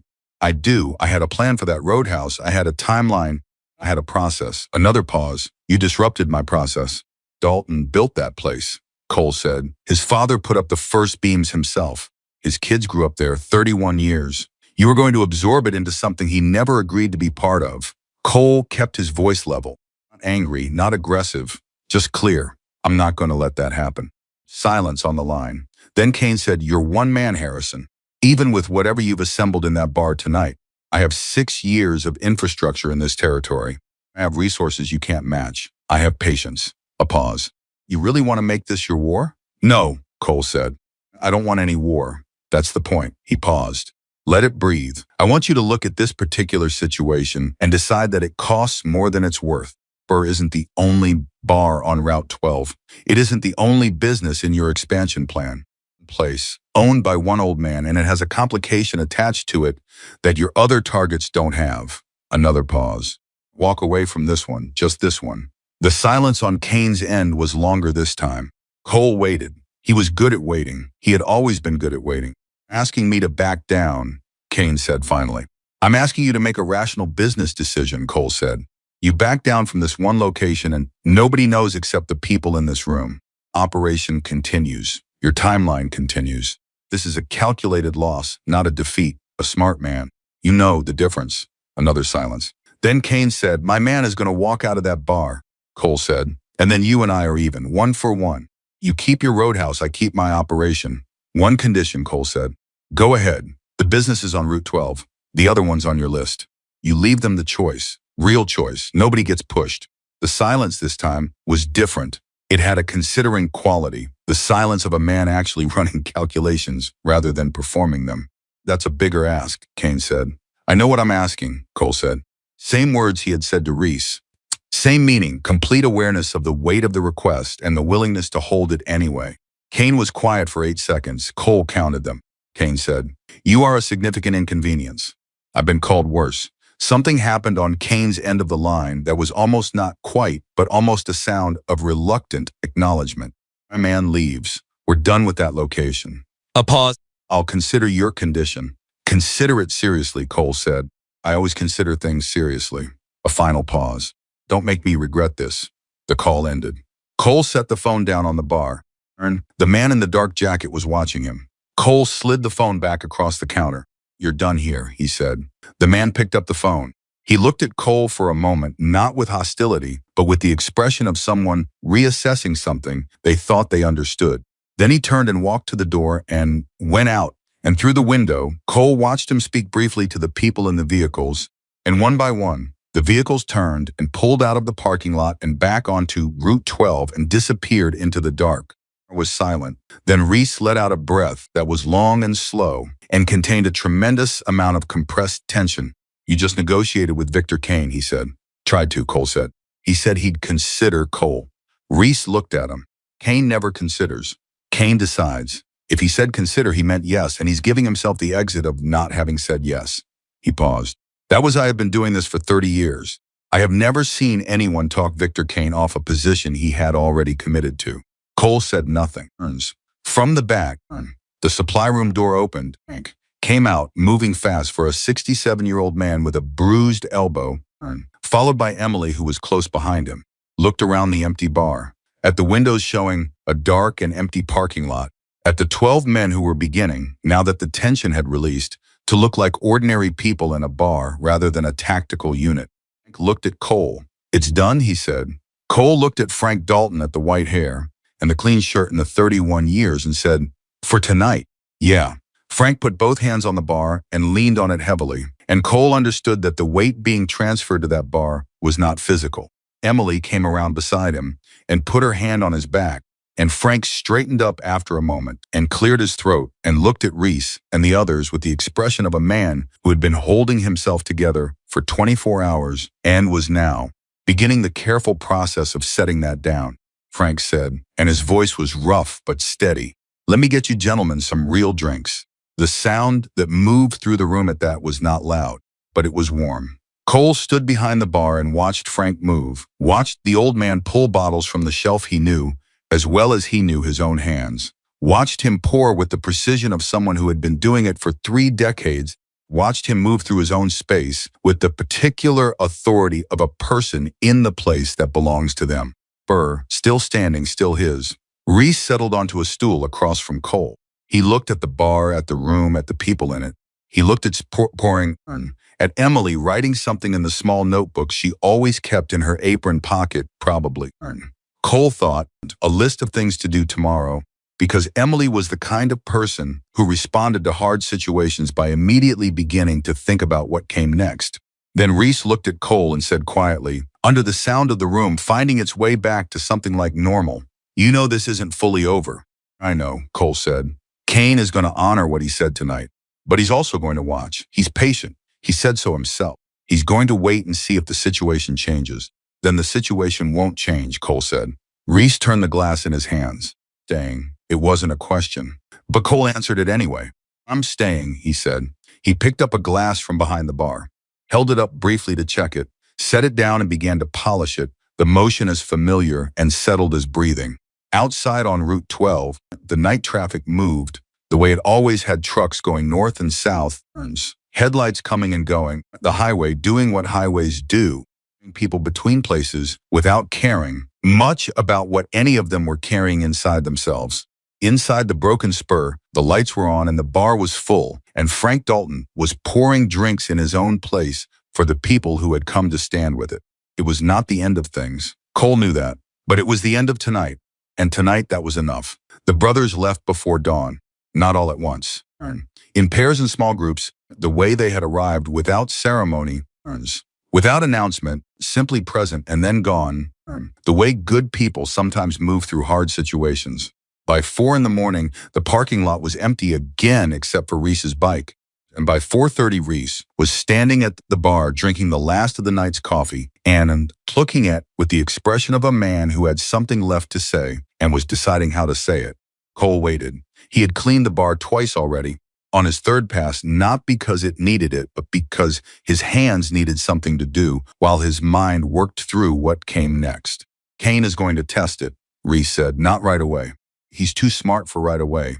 He's going to let 3-4 weeks pass. Let the tension settle. Let you start to think maybe it resolved. And then something small is going to happen. Not aggressive enough to be a direct violation of what he agreed to tonight. And was just enough to measure whether you're still paying attention. I know, Cole said. And if you're still paying attention, he measures again, waits again, looks for the moment you're not. Reese set down the coffee cup. He's been doing this for 6 years. He is exceptionally good at patience. Cole said. Reese looked at him for a long moment. Yeah, he said, you always were. He picked up his jacket from the stool. You need anything at all you call. Not obligation. Club calling in something you owe. Just brothers. He paused. Stand that. Cole understood it. He said so. Put his hand out. Cole took it. And then Reese Calloway walked out the front door of the Broken Spur Roadhouse. And a minute later, the sound of his motorcycle moved out of the lot and onto Route 12 and faded north.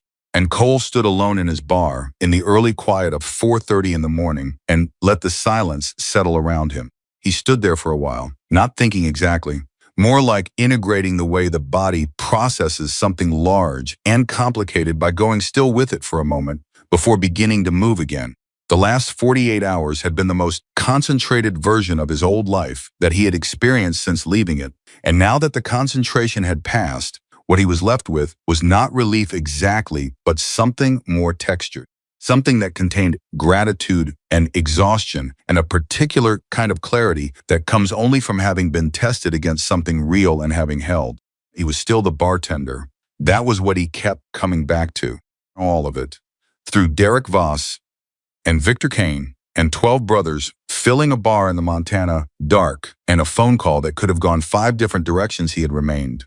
Fundamentally, the man behind the counter of a roadside bar on Route 12. He had not gone back to the life he left. He had brought what that life made him into the one he had chosen, and he had used it in the service of the people who mattered to him, and then he had set it down again. Set it down. Not thrown it away, not pretended it wasn't part of him. Just set it down, the way you set down a tool when the work it was needed for is finished. He picked up the last glass, polished it, put it on the shelf. Then he went to the small room at the back of the property, lay down on the cot, and slept. He slept for 6 hours, which was more than he had slept continuously in years. And he was. When he woke up, Frank was in the kitchen making breakfast, and Emily was at the bar with her notebook open, and her online textbook beside it, and her laptop angled toward the light from the window, studying.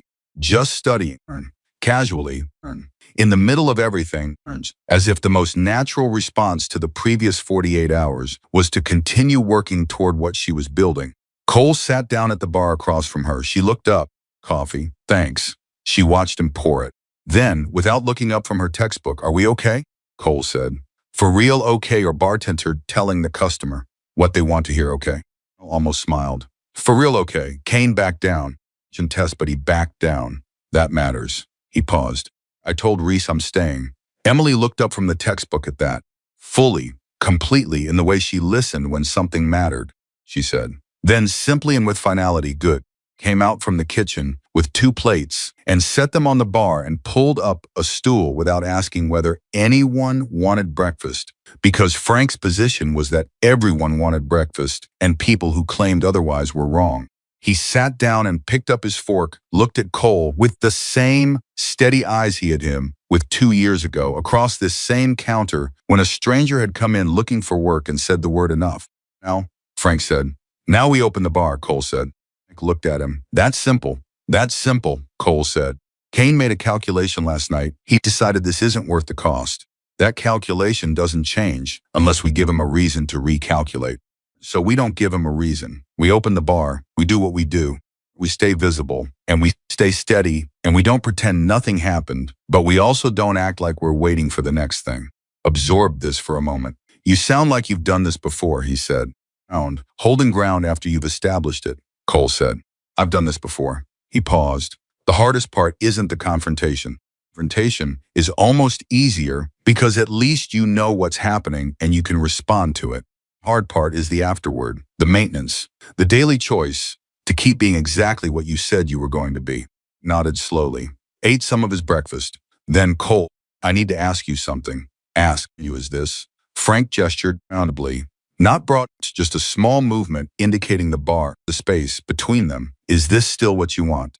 Because what happened here, Ernst, what you went through, you're going to have to keep going through. Watching Kane's people, maintaining this situation, you didn't sign up for that. You signed up to 10 bar. He looked at Cole directly. I'm not trying to run you off. God knows I'm not. I need to know you're here because you want to be, not because you feel like you started something you have to finish. The question landed with more weight than Frank had probably intended, or maybe exactly as much weight as he intended, because Frank was a man who understood the weight of things he said. Cole was quiet for a moment. He thought about the question honestly, the way Frank deserved. Not the quick answer, not the reassuring answer, but the real one. I drove through Montana 2 years ago. Cole said, I wasn't looking for anything in particular. I was just moving, the way I'd been moving for a couple of years. Not running from anything, I'd made my peace with what I left. Just moving, because sitting still felt like something I had to earn. He paused. I stopped here because I needed coffee. I took the job because you offered it. And then he stopped, started again, and then it became something I didn't expect. Waited. It became the first place in a long time where what I was doing felt like it was worth doing for its own sake, Cole said. Not for the result. Not for the protection or the power or any of the things I used to think made work meaningful.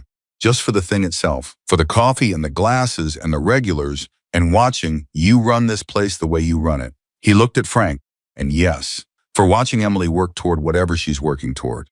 Emily, from her end of the bar, did not look up from her textbook. Pen stopped moving. I'm not here because I feel obligated, Cole said. I'm here because this is where I want to be. What happened this week didn't change that. If anything, he paused. If anything, it confirmed it. Because I found out what I'll still stand up for. And it turns out it's this. It's you. It's this place. Frank held his gaze for a long moment. Then he picked up his fork and went back to his breakfast. And the fact that he didn't say anything was the response that mattered. Because Frank Dalton was not a man who performed gratitude. He received it by continuing, by picking up his fork and eating breakfast at his own bar on the morning after something hard. Which was his way of saying that things were as they should be and the work was going to continue. Cole picked up his own fork. Emily's pen started moving again. They were 3 days into what Reese had predicted, the quiet period, the settling when the first test came. Cole had expected it. He had told himself he expected the difference between anticipating something and feeling it arrive. And when it arrived in a form he hadn't entirely predicted, which was its own lesson about the gap between preparation and reality. It didn't come as aggression. It came as a man named Roy Beckett, who had been a regular at the Broken Spur for 11 years and who drove a delivery route that took him past the Roadhouse twice a week, and who had, in 11 years, never once been anything other than exactly what he appeared to be, a large, friendly, weathered man who liked draft beer and sports radio, and talking about his daughter who was in college in Missoula. He came in on a Thursday evening, 3 days after the confrontation. He sat in his regular spot. He ordered his regular beer. He talked about his daughter. He talked about the drive up from Billings, about the weather, about the game on the television above the bar. And then, when the bar had thinned out to just him and one other regular at the far end, he leaned forward slightly and lowered his voice and said to Cole, "Man came by my house Tuesday." Cole set down the glass he was holding. Roy kept his eyes on the bar's surface. He had the look of a man carrying something that was too heavy and had been too heavy for 3 days and was now setting it down because he couldn't carry it any further. "Showed me a picture," Roy said, "of my daughter, outside her dorm in Missoula. Told me she was pretty. Told me he hoped nothing happened to disrupt her year." Roy stopped. His jaw worked. "Told me the best thing I could do for her was to let certain people know what was going on at the Broken Spur. Who was coming and going, whether anything changed. Still, I didn't agree," Roy said immediately. and the urgency in his voice made it clear that this was the thing he most needed Cole to hear. I didn't agree to anything. I told him to go to hell and I drove away. But then I started thinking about it and he stopped again. His hands on the bar were shaking slightly, not from fear of Cole, from the fear that had been sitting inside him for 72 hours. Cole said, "My daughter. She's 20 years old. She's Roy." Cole's voice was quiet and completely certain. "Look at me." Roy looked up. "Your daughter is safe," Cole said. "You just did coming in here and telling me this. That is exactly what you should have done. You did the right thing." He held the man's gaze. "Nothing is going to happen to her." Roy's eyes were bright in the way that a man's eyes get when he's been holding fear alone for too long and someone has finally acknowledged what the fear is actually about. "How do you know?" Roy said, rough. "Real." "Because I know how this works," Cole said. "They threatened her to get information. If they hurt her, they lose the leverage and they gain a situation that's much harder to manage. Not going to hurt her." He paused, "But I'm going to make sure of it." Looked at him for another long moment. Something in his face, the tightness, the held quality of a man trying to maintain himself against something that is threatening to undo him, loosened by 1 degree. "You're going to make a call," Roy said. "Not accusatory." "Standing several," Cole said. Roy nodded. He sat with his beer for a few minutes, not drinking it, just sitting. Then he said, "I've been coming here 11 years. I know. Frank gave me credit twice when my route dried up and I couldn't make ends meet. Didn't tell anybody, just did it." Roy paused. This place as he stopped, apparently unable to finish the sentence in a way that covered what he meant. "I know," Cole said again. Roy left 20 minutes later.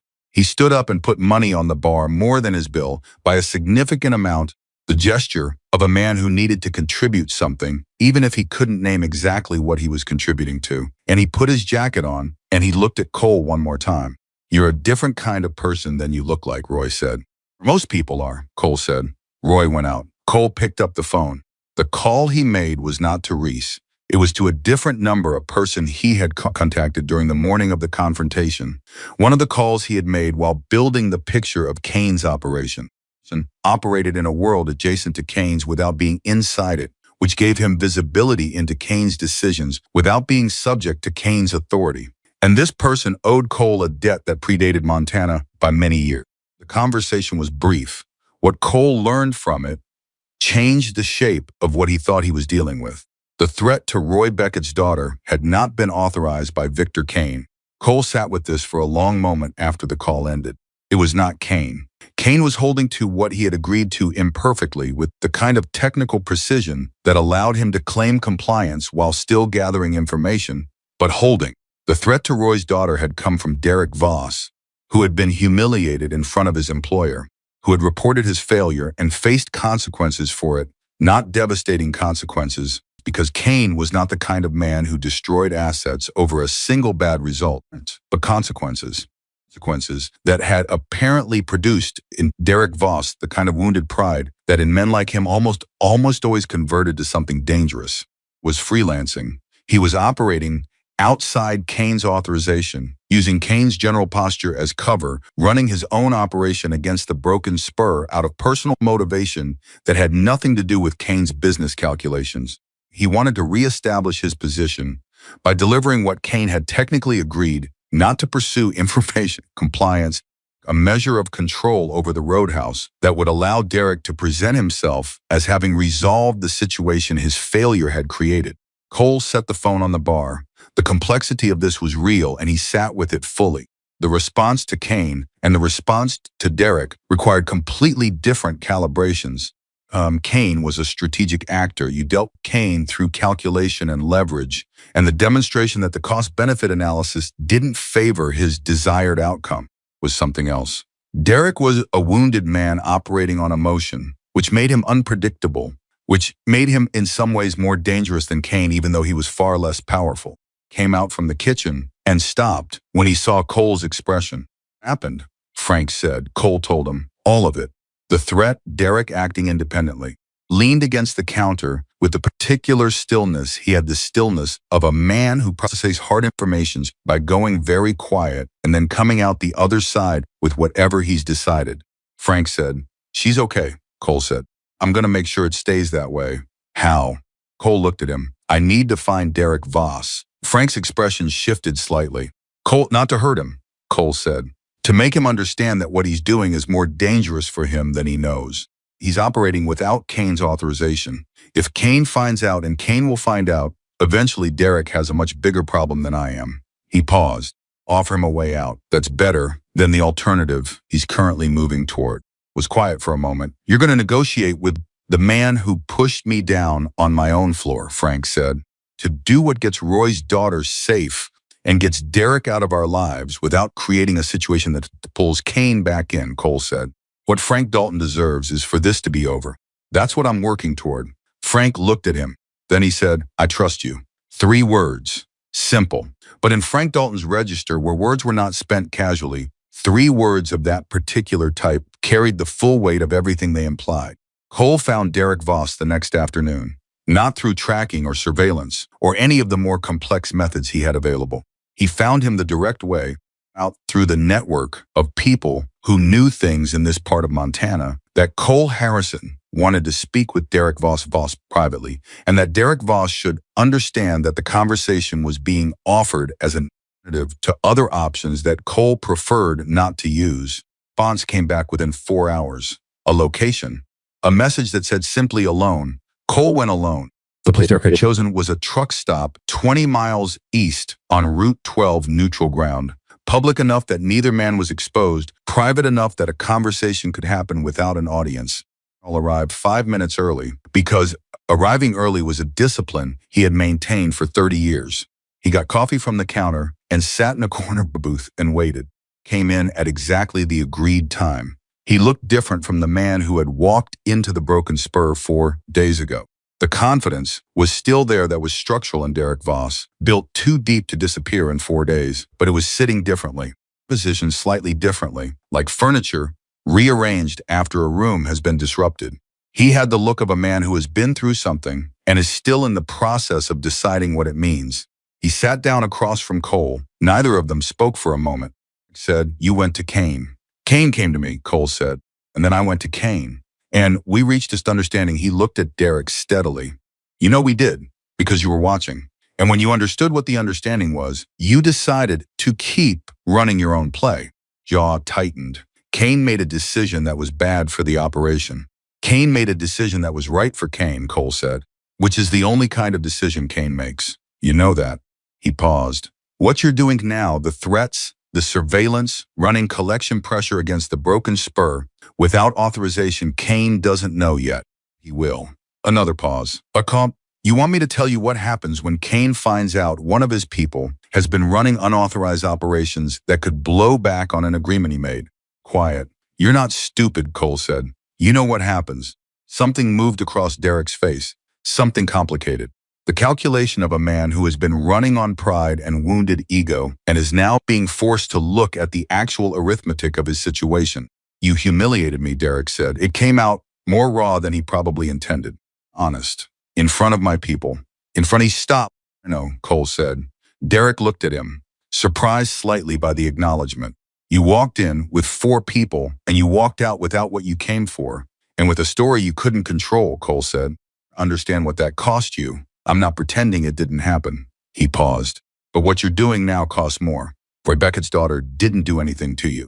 She's 20 years old and she's in college. And what you did was put fear into a man who's been a loyal customer of that bar for 11 years. Over something that had nothing to do with him, Cole kept his voice level. Not angry, but clear. That's not strategy, that's desperation. And Kane is going to see it the same way. Derek's hands on the table were tight, thinking through something. Cole let him work through it. This was the part that took patience. The part where you had made your case and the other person needed time to arrive at the conclusion themselves, because conclusions that people arrive at themselves hold in a way that conclusions they've been told don't. Cole had learned this 25 years ago, and it remained as true now as it had ever been. What do you want from this conversation? Derek said finally. Roy Beckett's daughter gets left completely alone, Cole said. Gets left alone. Anyone connected to the Broken Spur gets left alone. He paused. And you go back to Kane and you tell him that the Broken Spur situation is resolved, that you ran a secondary assessment and the cost-benefit doesn't support continued attention.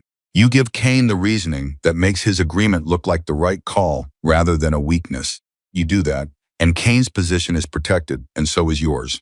Stared at him. You're giving me a way to save face. I'm giving you a way to survive the next conversation with your employer, Cole said. What you do with your face is your own business. Balance between them stretched. Cole reached into his pocket and set something on the table between them. A folded piece of paper. Derek looked at it without touching it. Roy Beckett's daughter's name is Sarah, Cole said. She's studying environmental science. She wants to work in conservation. He paused. It's on the paper. Her name, her major, the name of her advisor at the university. Another pause. I put it there so you understand that I know exactly who she is and exactly where she is, and that the distance between her and any action you take in the next 48 hours is considerably shorter than the distance between you and any consequence I could bring. He held Derek's gaze. Not a threat, a fact. I want you to have the complete picture. Looked at the paper for a long moment. He didn't touch it. She stays safe, Cole said. Roy stays safe. The broken spur stays what it is. And you go back to your job with a story that keeps you employed. He picked up the piece of paper and put it back in his pocket. That's everything I'm asking. Derek Voss sat across from Cole Harrison in a truck stop on Route 12, and he looked like a man who had arrived at something he hadn't expected to arrive at. You could have just gone to Kane, Derek said. Told him what I was doing. Ended me. Yes, Cole said. Why didn't you? Cole thought about how to answer that. Real answer, not the tactical one. Because you walked into that bar looking for a paycheck, Cole said. You were doing your job. You did it badly, but it was your job.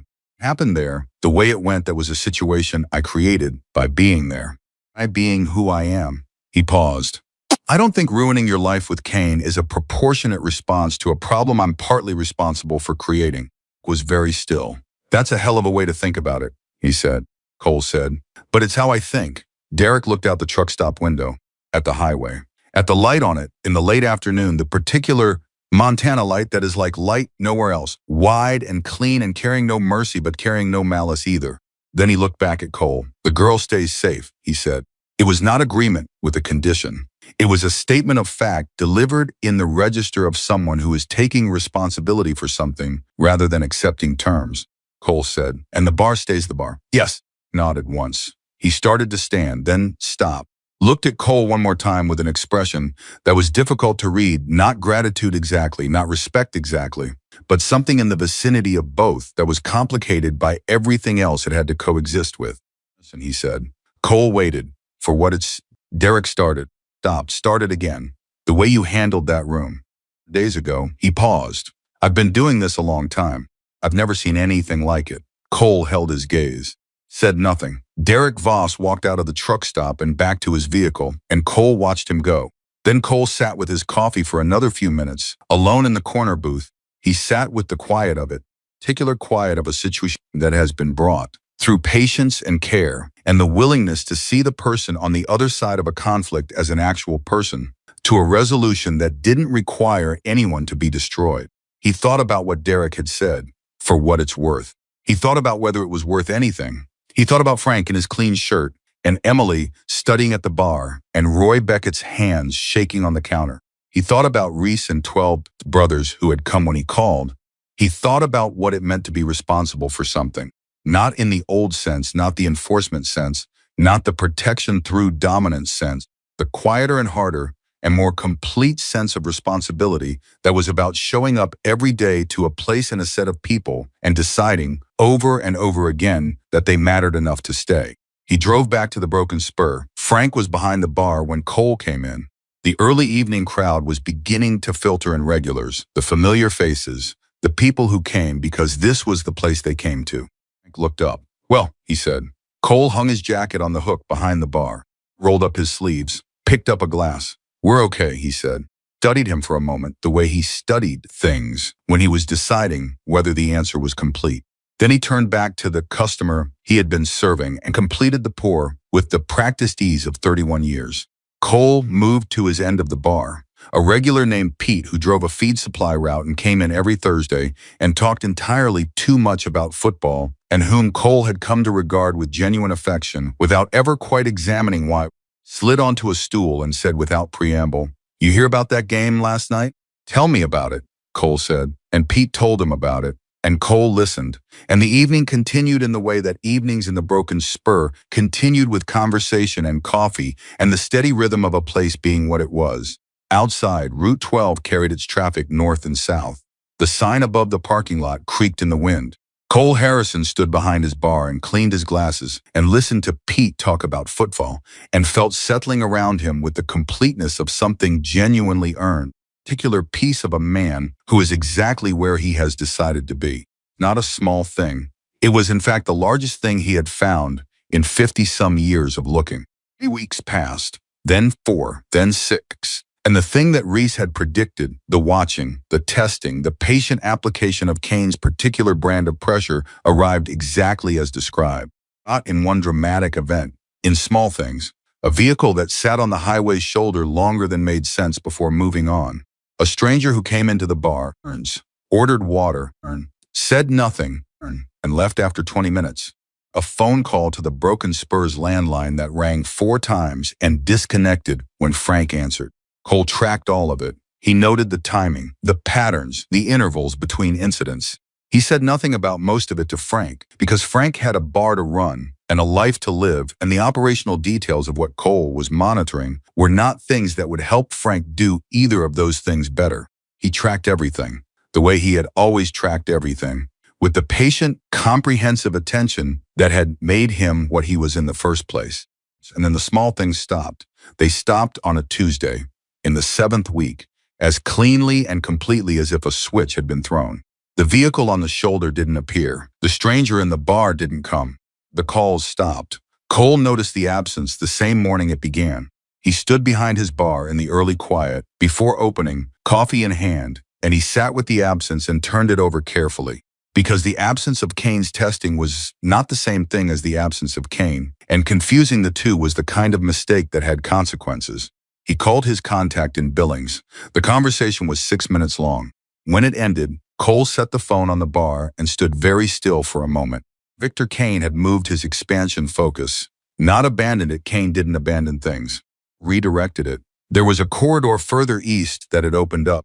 An opportunity that Kane's calculations apparently told him was more accessible and more profitable than continuing to press against a roadhouse protected by the ghost of a reputation he couldn't effectively counter. The Broken Spur was still on Kane's map, would probably always be on Kane's map. It had been deprioritized, moved down the list, flagged as a complication that exceeded its value for the foreseeable future. Foreseeable future. Cole understood what that meant and didn't mean. It meant the immediate threat had passed. It meant the daily vigilance could soften without disappearing. It did not mean permanent safety. Permanent safety was a fiction that he had stopped believing in long enough ago that he no longer mourned not believing in it. It meant something real. It meant the Broken Spur had held. It meant Frank's 31 years were intact. It meant Emily could study at the bar without the weight of what was hovering over the building pressing on every hour of her day. Cole picked up his coffee. He thought about how to tell Frank. He decided to tell him the truth, all of it, immediately, which was the only way he knew how to tell Frank anything. Frank listened without interrupting. He stood at the far end of the bar, and he listened to every word Cole said, and his face did what always did went. Still processed, came out the other side with whatever he had arrived at inside the quiet of his own thinking. When Cole finished, Frank was silent for almost a full minute. Then he said, "It's not over." "No," Cole said, "not permanently. The immediate pressure is gone. Kane has moved his focus. That buys us time, real time, not days. Months, maybe longer." Nodded slowly. "You did that," Frank said. "We did that," Cole said. "Stayed open, you kept the place running, you didn't fold." He paused. "That matters as much as anything I did." Frank looked at him with the expression, he sometimes got the expression, that meant he was seeing something he had known for a while, but was seeing more completely now. He didn't say anything.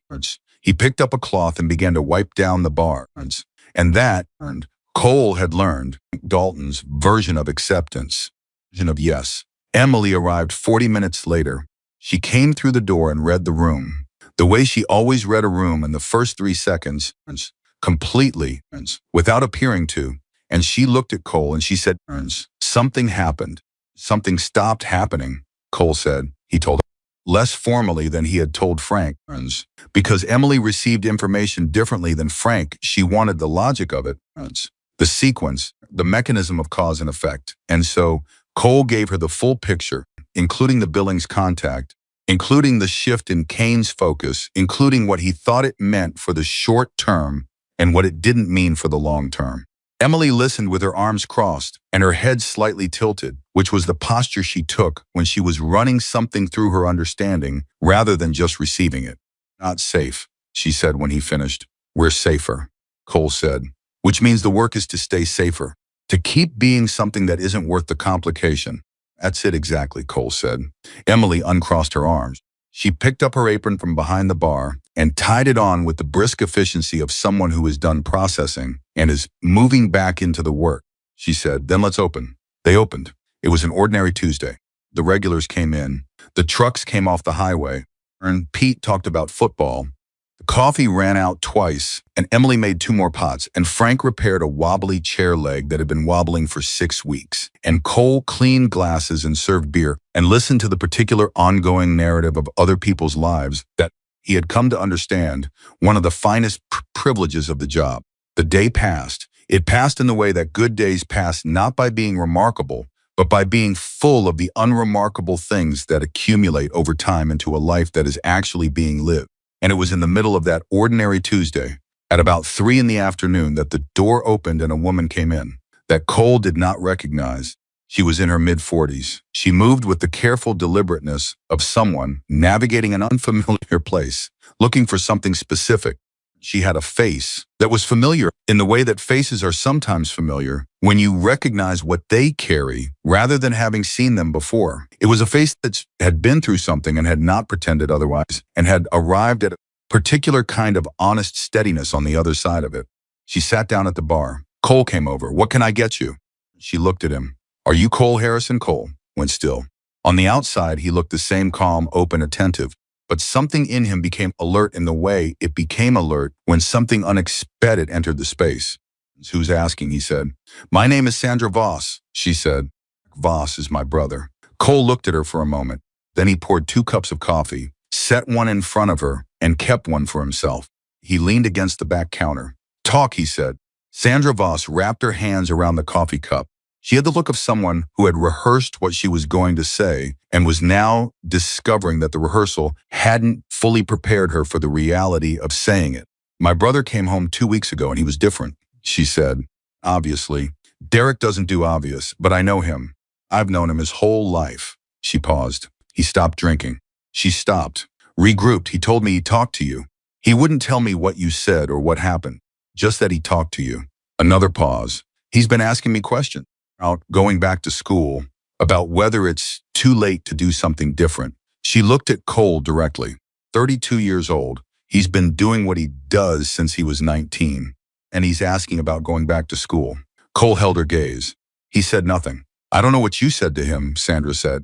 Know what happened at that meeting, or what you are to each other, or what this whole situation actually is. I won't explain it. He just says she stopped again. Hands tightened around the coffee cup. He says a man told him there was still a way out. He says he didn't believe it when he heard it, but he's been sitting with it, and he thinks maybe it's true. Cole looked at the counter for a moment, then back at her. Why did you come here? He said. Because Derek can't, Sandra said. He said coming back here himself isn't something he can do. Too complicated. But he wanted. She reached into her jacket pocket and put an envelope on the bar between them. He wanted you to have this. Cole looked at the envelope. He didn't touch it. He said you'd know what it is, Sandra said. He said you'd know whether it's enough. Cole picked up the envelope, opened it. Inside was a single sheet of paper, handwritten. Names, addresses, dates, amounts. The internal structure of Derek's collection operation, his routes, his contacts, the businesses he had been running pressure on, the ones who had paid, and the ones who had refused. The information that would allow Cole to make specific calls to specific people and let them know that the pressure they had been under was gone, that they were free. The list included 6 businesses on Route 12 alone. Cole stood at his bar holding that piece of paper and felt something move through him that was large enough that he took a moment with it before he trusted himself to speak. Does he need anything? Cole said. Sandra looked at him. She had apparently expected a different first response to the paper. What? Your brother? Resources, contacts, something to actually make the change he's apparently considering. Sandra was quiet for a moment, genuinely surprised. He didn't ask for anything. I'm not asking what he asked for, Cole said. I'm asking what he needs. Sandra looked at Cole Harrison, across the bar of the Broken Spur Roadhouse, and she looked like a woman who had come in carrying a specific errand and had found herself in the middle of something considerably larger than the errand. I don't know, she said honestly. I think mostly he needs to believe it's possible. Cole nodded. He reached under the bar and took out a small card, the kind of plain card that had nothing on it except a name and a number, the kind he kept specifically for certain conversations. He wrote something on the back of it and slid it across to Sandra. In Billings, he said. She runs a workforce transition program. She's worked with people coming out of situations like Derek's before. Judgment, just practical help. He paused. Tell him the call is optional. Tell him nobody is tracking whether he makes it or not. Tell him the option exists. Sandra picked up the card, looked up. Who are you? She said, not rudely. Open bewilderment. Cole almost smiled. The bartender, he said. Sandra Voss left 20 minutes later. She looked, walking out, like a woman who had arrived with a delivery and was leaving with something she hadn't expected to receive. Cole stood at the bar holding the list. Frank came out from the back and saw Cole's face and came directly to the bar without stopping.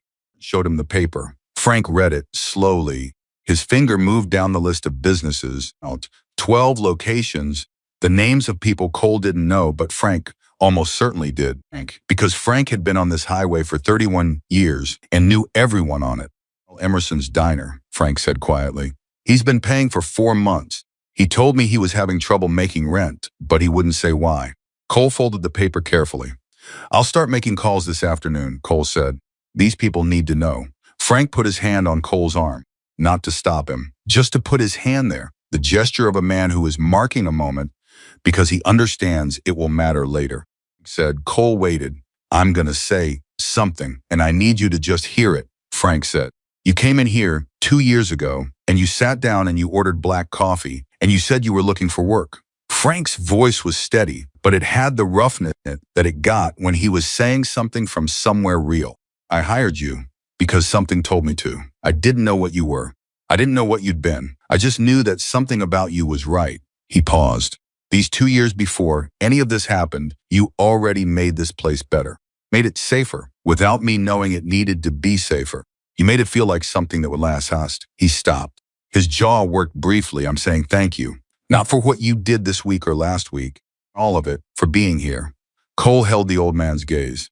He was not someone who received things easily. He never had been. Whatever instinct most people had toward accepting care and gratitude, that instinct in Cole had been rerouted over decades into something else, into the giving end of the exchange, into the protective function, into the role of the person who took care of things so that others could receive care. Receiving had always been the harder direction. He received it now. He said, this is the best job I've ever had. Face did something that it rarely did. Open. Ian's just slightly turned. Just for a second, the face of a 67-year-old man who had built something and kept it standing and was now seeing fully that it was going to keep standing. Then it composed itself again, and Frank cleared his throat, and he went back to doing what Frank Dalton did, which was run his bar. Cole started making calls. He worked through the list methodically, the way he did everything systematically, without rushing, giving each call the full attention it required. He called Carl Emerson at the diner first, because Frank had said his name, and Frank, knowing the man, made it more immediate. Answered on the second ring, and Cole introduced himself and said simply that the situation that had been pressuring Carl's business was resolved, and that the payments Carl had been making were over, and that no one was going to contact him about this again. Long silence on Carl's end. Then Carl said, in a voice that was doing a great deal of work to remain controlled, how do you know about that? Because someone who was part of the situation decided to do the right thing, Cole said. You don't need to know more than that. Another silence. My wife doesn't know, Carl said. I didn't tell her. He stopped. I've been paying them for 4 months, and I told her the books were just tight. She's been helping more, picking up extra shifts at her other job. He stopped again. Cole waited, Carl said. It's over, Cole said. He heard Carl breathe. It was one of the most complete sounds he had ever heard. It's a man breathing on the other end of a phone, with the particular quality of air that had been held too long finally being released. Cole made 11 more calls that afternoon. Not all of them went like Carl's. Some of the business owners were guarded, skeptical, convinced this was another kind of trap. Cole was patient with all of them. He gave them what information they needed to believe him, and nothing beyond that. He asked for nothing. He offered the fact of their freedom and let them decide what to do with it. He finished the last call. It was evening and the bar was filling with the regular crowd, and Emily was moving through the floor with her order pad, and Frank was behind the bar, and the broken spur was being what it was. Pete had arrived at some point during the calls and was on his regular stool and had apparently been telling Frank about the game because Frank was nodding with the expression of a man who is listening to sports analysis he did not request but has decided is acceptable because it comes from Pete. Cole came out from the back and went behind the bar. Pete looked up. There he is. "Cole, you hear about the game last night?" Cole said, and Pete told him. Cole listened and cleaned glasses and poured drinks, and the evening moved through the bar the way evenings do, with warmth and noise and the specific unpredictable humanity of people gathered together in a place that has made itself worth gathering in. At 9 o'clock, in a brief quiet between the dinner rush and the late crowd, Emily leaned against the bar across from Cole with her arms folded, and the expression she wore when she had been thinking about something for a while and had arrived somewhere with it. "I got an email today," she said. Cole looked at her. "I'm the business program. I applied for an accelerated track 6 weeks ago, I didn't tell you, because I wasn't sure I'd get in, and I didn't want to." She paused. "I got in." Cole set down the glass he was holding. 18 months, Emily said. "If I do the accelerated track, I finish in 18 months instead of 3 years. She paused. "It means I can't do full hours here. It's going to be hard." Cole looked at her steadily. "What's the question?" "I don't have a question," Emily said. "I just wanted to tell you." She paused. She stopped, looked at the bar surface briefly, looked back up. "You're the reason I actually sent in the application. You didn't say anything. You didn't push me. But watching you choose something deliberately, watching you decide what you were going to be and then be it, it made me think that's what you're supposed to do. And then be it." Cole held her gaze. Emily Carter was 24 years old, and she was the kind of person who had been, all along, more than the job she was doing, and the job she was doing had been excellent, but it was never going to be everything she was. And the 18 months ahead of her were going to be hard in the specific way that building something real is always hard, which is the best kind of hard, because it is hard in the service of something that is actually yours. "Emily," Cole said. "Yeah, congratulations," she smiled. It was the real one, the one that started in her eyes and came out fully and made her look exactly her age, exactly herself, exactly the person she was when she wasn't managing a room or handling a difficult customer or being tougher than she needed to be. "Frank's going to be impossible about the schedule change," she said. "Is going to help you figure it out," Cole said. "And he's going to tell everyone who comes in here for the next 6 months that his employee is in an accelerated business program. He's going to be insufferable about it," Emily said. "Ads." "Absolutely," Cole agreed. She pushed off the bar and went back to the floor, and Cole watched her go with the particular feeling of someone who has been present for the beginning of something. Then something happened that Cole had not anticipated. Opened. He looked up with the automatic scan. A moment, just a moment, what he saw didn't fully assemble into sense. The man who came through the door was in his late 50s. He moved carefully with a slight hitch in his gait that suggested an old injury managed over a long time. He wore plain clothes and had the kind of face that recorded everything and revealed nothing. And his eyes moved through the room with a specific professional quality that Cole recognized immediately and that caused something in his chest to tighten. The man came to the bar. He sat down. He looked at Cole. "Cole Harrison," he said. "That's right," Cole said. The man reached into his jacket and put something on the bar between them. Cole looked at it without touching it. Federal credentials. The kind with a specific department designation that Cole had enough history to identify immediately. "My name is Agent Warren Taft," the man said. "I've been working a case related to Victor Kane's operation for about 2 years. Cole was very still. "We've been building something," Taft said. "Slowly, the way you build cases against people like Kane, carefully with documentation, with the kind of evidentiary foundation that holds in court." He paused. "About 6 weeks ago, something happened in our case area that we noticed. A roadhouse on Route 12 had a confrontation with Kane's people, and then Kane's expansion pattern in that corridor shifted. In a way that our analysts flagged as significant, he looked at Cole, and then a week later, approximately 12 businesses along Route 12 stopped making irregular payments that our financial surveillance had been tracking, all within a 48-hour window. Cole said nothing. The list, Taft said. However, you got it whoever gave it to you. It connected to businesses we had already identified as part of Kane's collection network. The payment stopping gave us a documentation event that's going into our case. He paused. I'm not here to cause you trouble, Mr. Harrison. I'm here because what you did, whatever you did, however you did it, helped us. I have a question I need to ask. Cole waited. And who gave you that list? Taft said. Are they in a position where they might be willing to provide information to a federal investigation? Cole looked at Agent Taft for a long moment. He thought about Sandra Voss sitting at this bar with her hands wrapped around a coffee cup. He thought about a 32-year-old man who had been in a specific kind of life since he was 19 and was now asking his sister about going back to school. He thought about the card he had written on and slid across the bar, the option that existed and that no one was tracking whether someone used.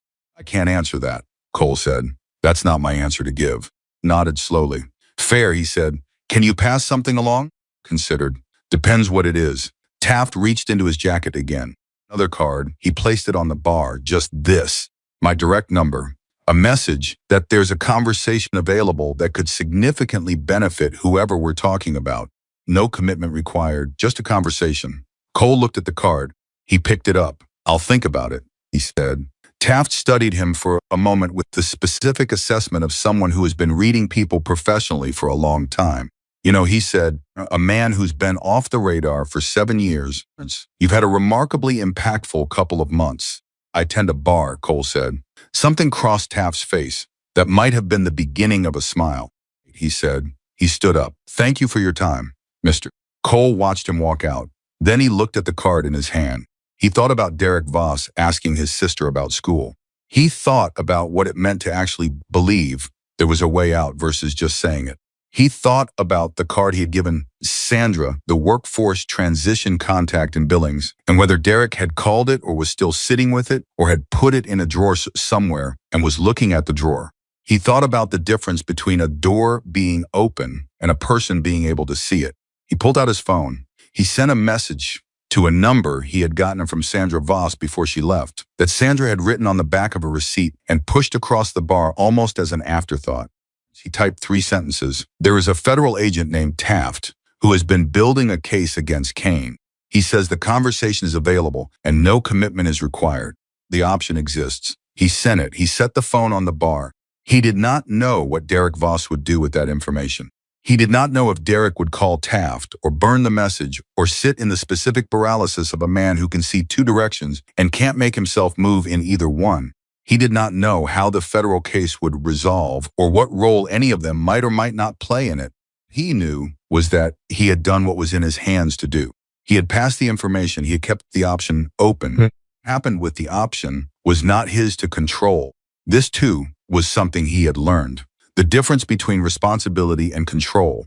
Being responsible for your choices and your actions and what you passed on to people that was real and it mattered and it was heavy in the right way. Needing to control what other people did with what you gave them. That was a different thing, a thing that had costs, a thing he had spent too many years carrying without understanding the weight of it. He set it down. The bar was full now.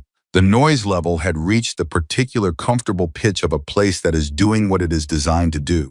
Pete was on his 3rd beer and had moved from football to a nuanced analysis of whether his daughter's new boyfriend was actually okay or just seemed okay, and Frank was nodding, with the expression of a man who had opinions about this but was keeping them measured. And 2 ranchers at the corner table were arm wrestling in the way that the particular 2 ranchers always arm wrestled on Thursday nights. Technically it wasn't, but felt like it. And Emily was working the room with the efficiency of someone who has already half left for the next version of her life and is honoring the current one fully in the meantime. Cole looked at all of it. He looked at it the way he sometimes looked at things when he wanted to register them completely, not passively, not as scenery, but the way you look at something when you want to be able to carry it with you accurately. Frank caught his eye from the other end of the bar, raised an eyebrow. The question in it was a frank question, which meant it contained more than it appeared to. It was asking about all of it, about the man who had just left, about the card Cole was still holding, about the general state of the situation, and the general state of Cole Harrison. Cole pocketed the card. He shook his head slightly. Not bad news. Just not tonight, Frank. Frank read it correctly, Frank. The way Frank read everything, and turned back to Pete, and the evening continued.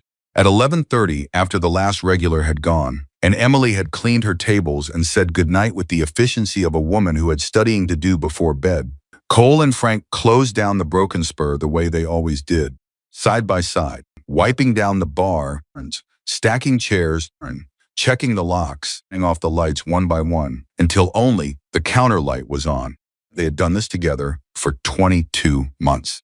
Cole had decided some time ago, one of his favorite parts of any day, put on his jacket at the back door. He paused with his hand on the light switch the way he sometimes paused, not theatrically, but genuinely, as if giving the moment its due.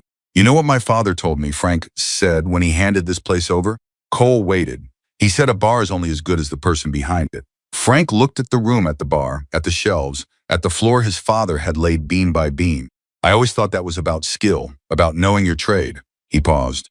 Took me 30 years to understand he meant something else. He meant character. He meant who you are when things get hard. He looked at Cole. You've got it, whatever it is. You've got it in a way I've only seen a few times in my life. Said nothing for a moment. Then, Frank, go home. Get some sleep, Frank smiled. It was a good smile, the smile of a man who has arrived somewhere he intended to arrive at and knows it. Cole, night, Frank. Frank went out the back. Cole stood alone in the bar. He stood in the quiet of it for a long moment. Counterlight was warm, and the room was exactly what it was, the stools and the shelves, and the glasses lined up where he had put them, and the bar surface wiped clean and the chairs stacked, and everything in its place. The coffee was. He thought about what he had been before this. He thought about 25 years of different life, a life that had made him capable and hard and useful in ways that had cost him things he couldn't always name. He thought about the years after, the drifting years, the years of motion without destination, trying to figure out who you are when you have taken away the context that defined you. He thought about a Tuesday afternoon when he had needed coffee and stopped at a roadside bar, and a man had looked at him with steady eyes and said, almost by accident, you got experience. And Cole had said some, and it had been the most honest thing he had said in years. He thought about Frank on the floor of his own bar, Emily's arm held by a man with no right to hold it, Beckett's hands shaking on the counter, Carl Emerson's wife picking up extra shifts because her husband couldn't tell her the truth. He thought about 12 brothers riding out of the dark. He thought about Derek Voss saying you're a different kind of person than you look like. He thought about a federal agent who said impactful. He thought about Emily getting into an accelerated program. He thought about Reese saying, it's you, Cole, before I finished the sentence. Every one of them said yes. And he thought about what it meant, what it actually meant, not in the abstract, but in the concrete and specific reality of this particular life, in this particular place, to be a man who had once carried one of the most feared reputations in a world that did not give out such reputations lightly, and who had set that reputation down and walked away from it and built something completely different from it, and then been forced to use every single thing that reputation had made him in order to protect the something completely different.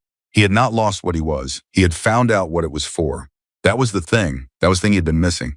In the drifting years and the trying years, and the years of convincing himself that quiet was enough when really what he had wanted was not quiet but purpose. Not absence but direction. Not the end of being Cole Harrison, but the beginning of knowing what Cole Harrison was actually for. He turned off the counter light. He walked out the back of the Broken Spur Roadhouse and into the Montana night. And he stood for a moment with the sound of the highway and the smell of the air and the particular quality of the dark out here that was different from any other dark, that had a depth to it that made you feel both very small and very real at the same time. As he stood there, he was the bartender at a roadside bar on Route 12 in Montana. He was the man who had once been the most trusted enforcer in a brotherhood of dove men who understood what it meant to stand between the vulnerable and the violent. He was the man who had spent 25 years learning how to protect people, and then spent 7 years learning how to among them, and had finally, in a small bar held together by stubbornness and loyalty, understood that those two things were not different things at all. He was Cole Harrison. He was exactly where he was supposed to be. He went inside. Tomorrow the bar would open at 7, would come in at 6:45 with his coffee and his clean shirt. Emily would come in at 7 with her own travel mug and her textbook and her future arranged in the order she had decided it needed to be arranged. Pete would come in at some point and talk about football, and Cole would listen and mean it. The regulars would come. The truckers would come. Highway would carry people back and forth through the Montana distance the way it always had, and some of them would stop, and some of those would need something, and Cole Harrison would be behind the bar and capable, and exactly what the moment required. That was enough. It turned out everything. And no one, not Kane, not Derek, not any of the forces that had moved against the broken spur and found something immovable in their path, had been able to take one single thing from it. And spur stood. Cole Harrison stood with it. That was not a small thing. That was the whole story.